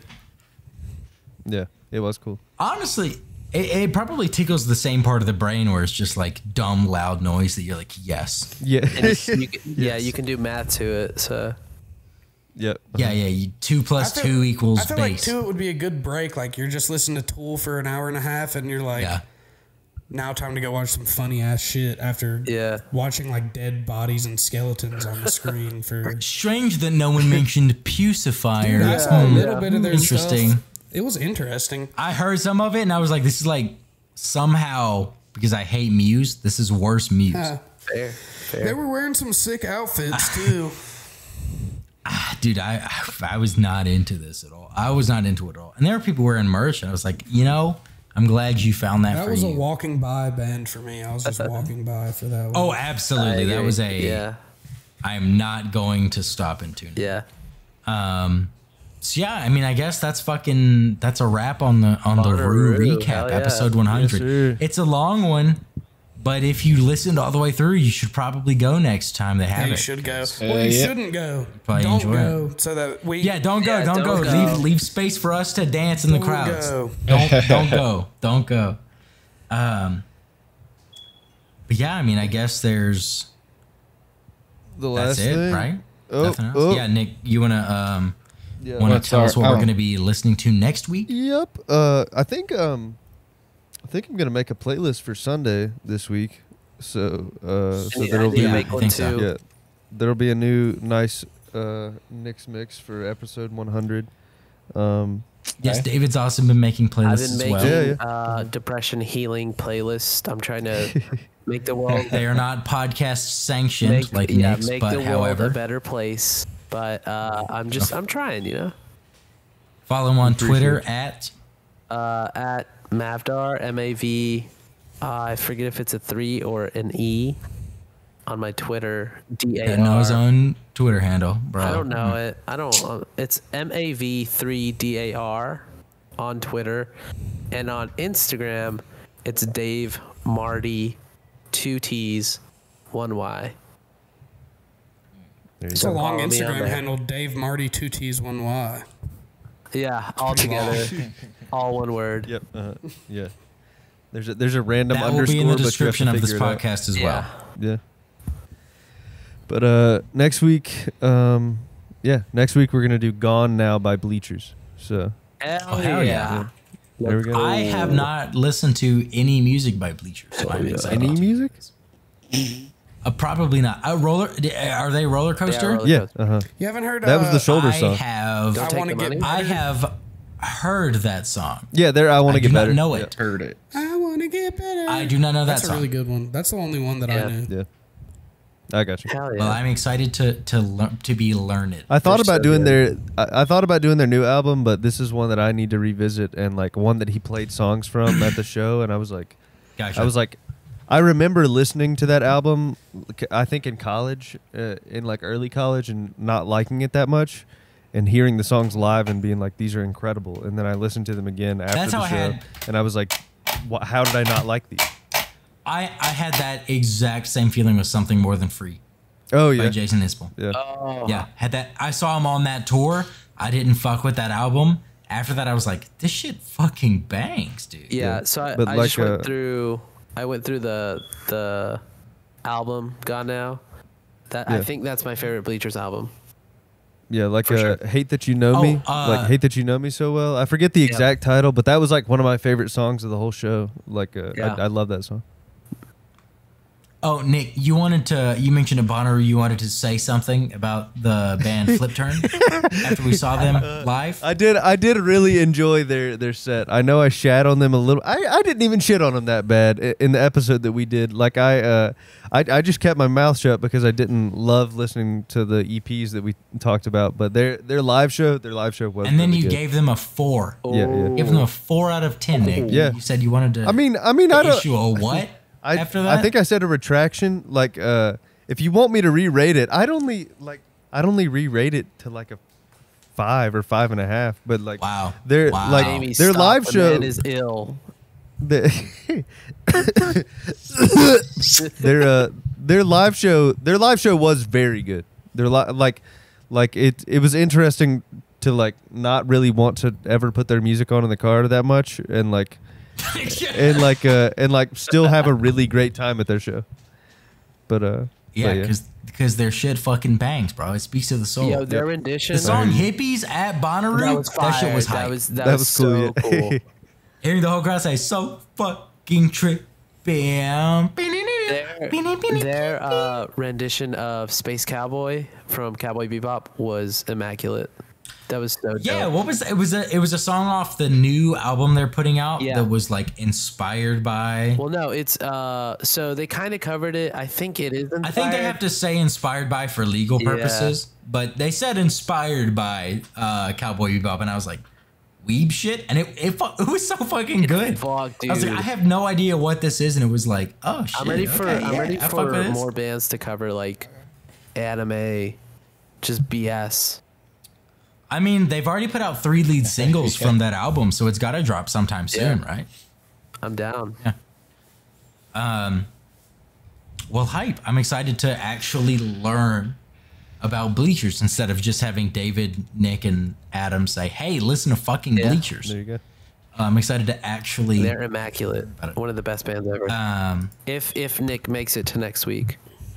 Yeah, don't die. Yeah, that's true. The I'll podcast from my damn hospital bed, all right? For a long time today, buddy. Yeah, dude, you have. He's getting his strength back. He's fine. He's fine. Well, then, so yeah, I mean, I guess we just want to say, you know, honestly, normally I don't know why I say it, but this time I legitimately mean thanks for listening this week. Honestly, if you stayed to this fucking long so true, marathon of an episode. So true. See, the thing is, like, most people who would stay to this long, I feel like, are David, Austin, and like Ethan, maybe. And so, good job, David. 2 of you are on this, David, so it'd be weird Austin, as fuck if you listen. And anyone else, go if you didn't go to Bonnaroo, go watch the fucking Hulu shit. They're really good. Oh, watch the Hulu shit, and honestly, like, if you know us and you want to go next year, honestly, hit us up. Hit us probably. up. We can make a Let us fucking. know. We'll Dude, do some shit. We should have just pick you up, we'll take you. coordinated. We should have coordinated a little bit better beforehand. That's what we should have done. Well, now we know next time. Now we know next time. In person, like in their coordination, way. non-existent. Tough. But we'll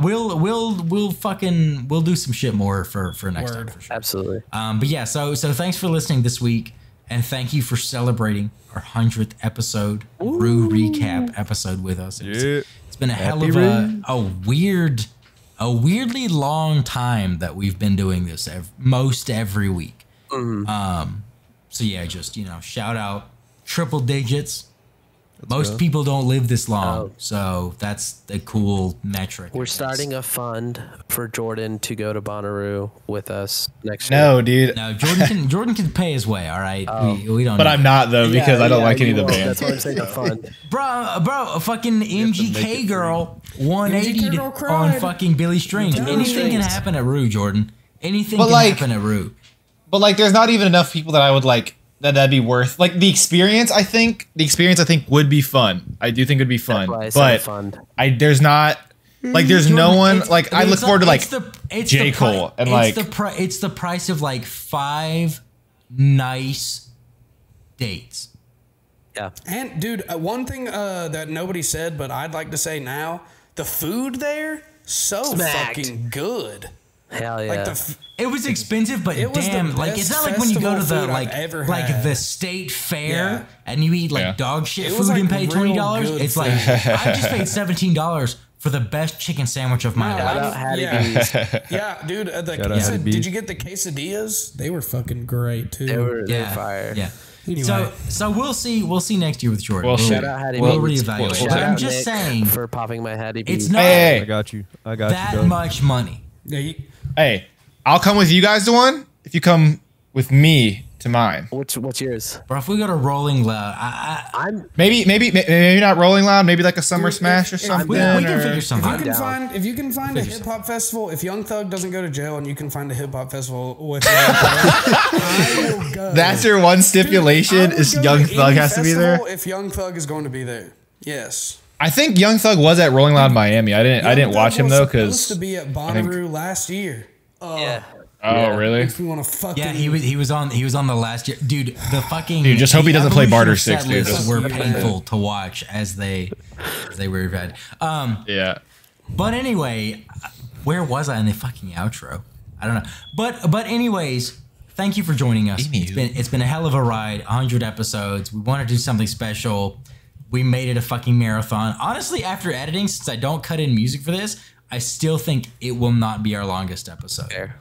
That will still probably be sound and color.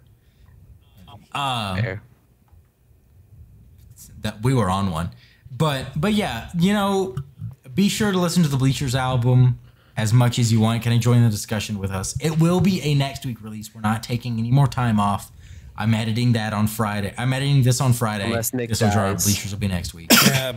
Yeah, in that case, we'll probably hold like some sort of morning. Honestly, I'm just gonna go ahead and say rest in peace, Nick. Yeah. It's probably hedge your bets, right? Bye.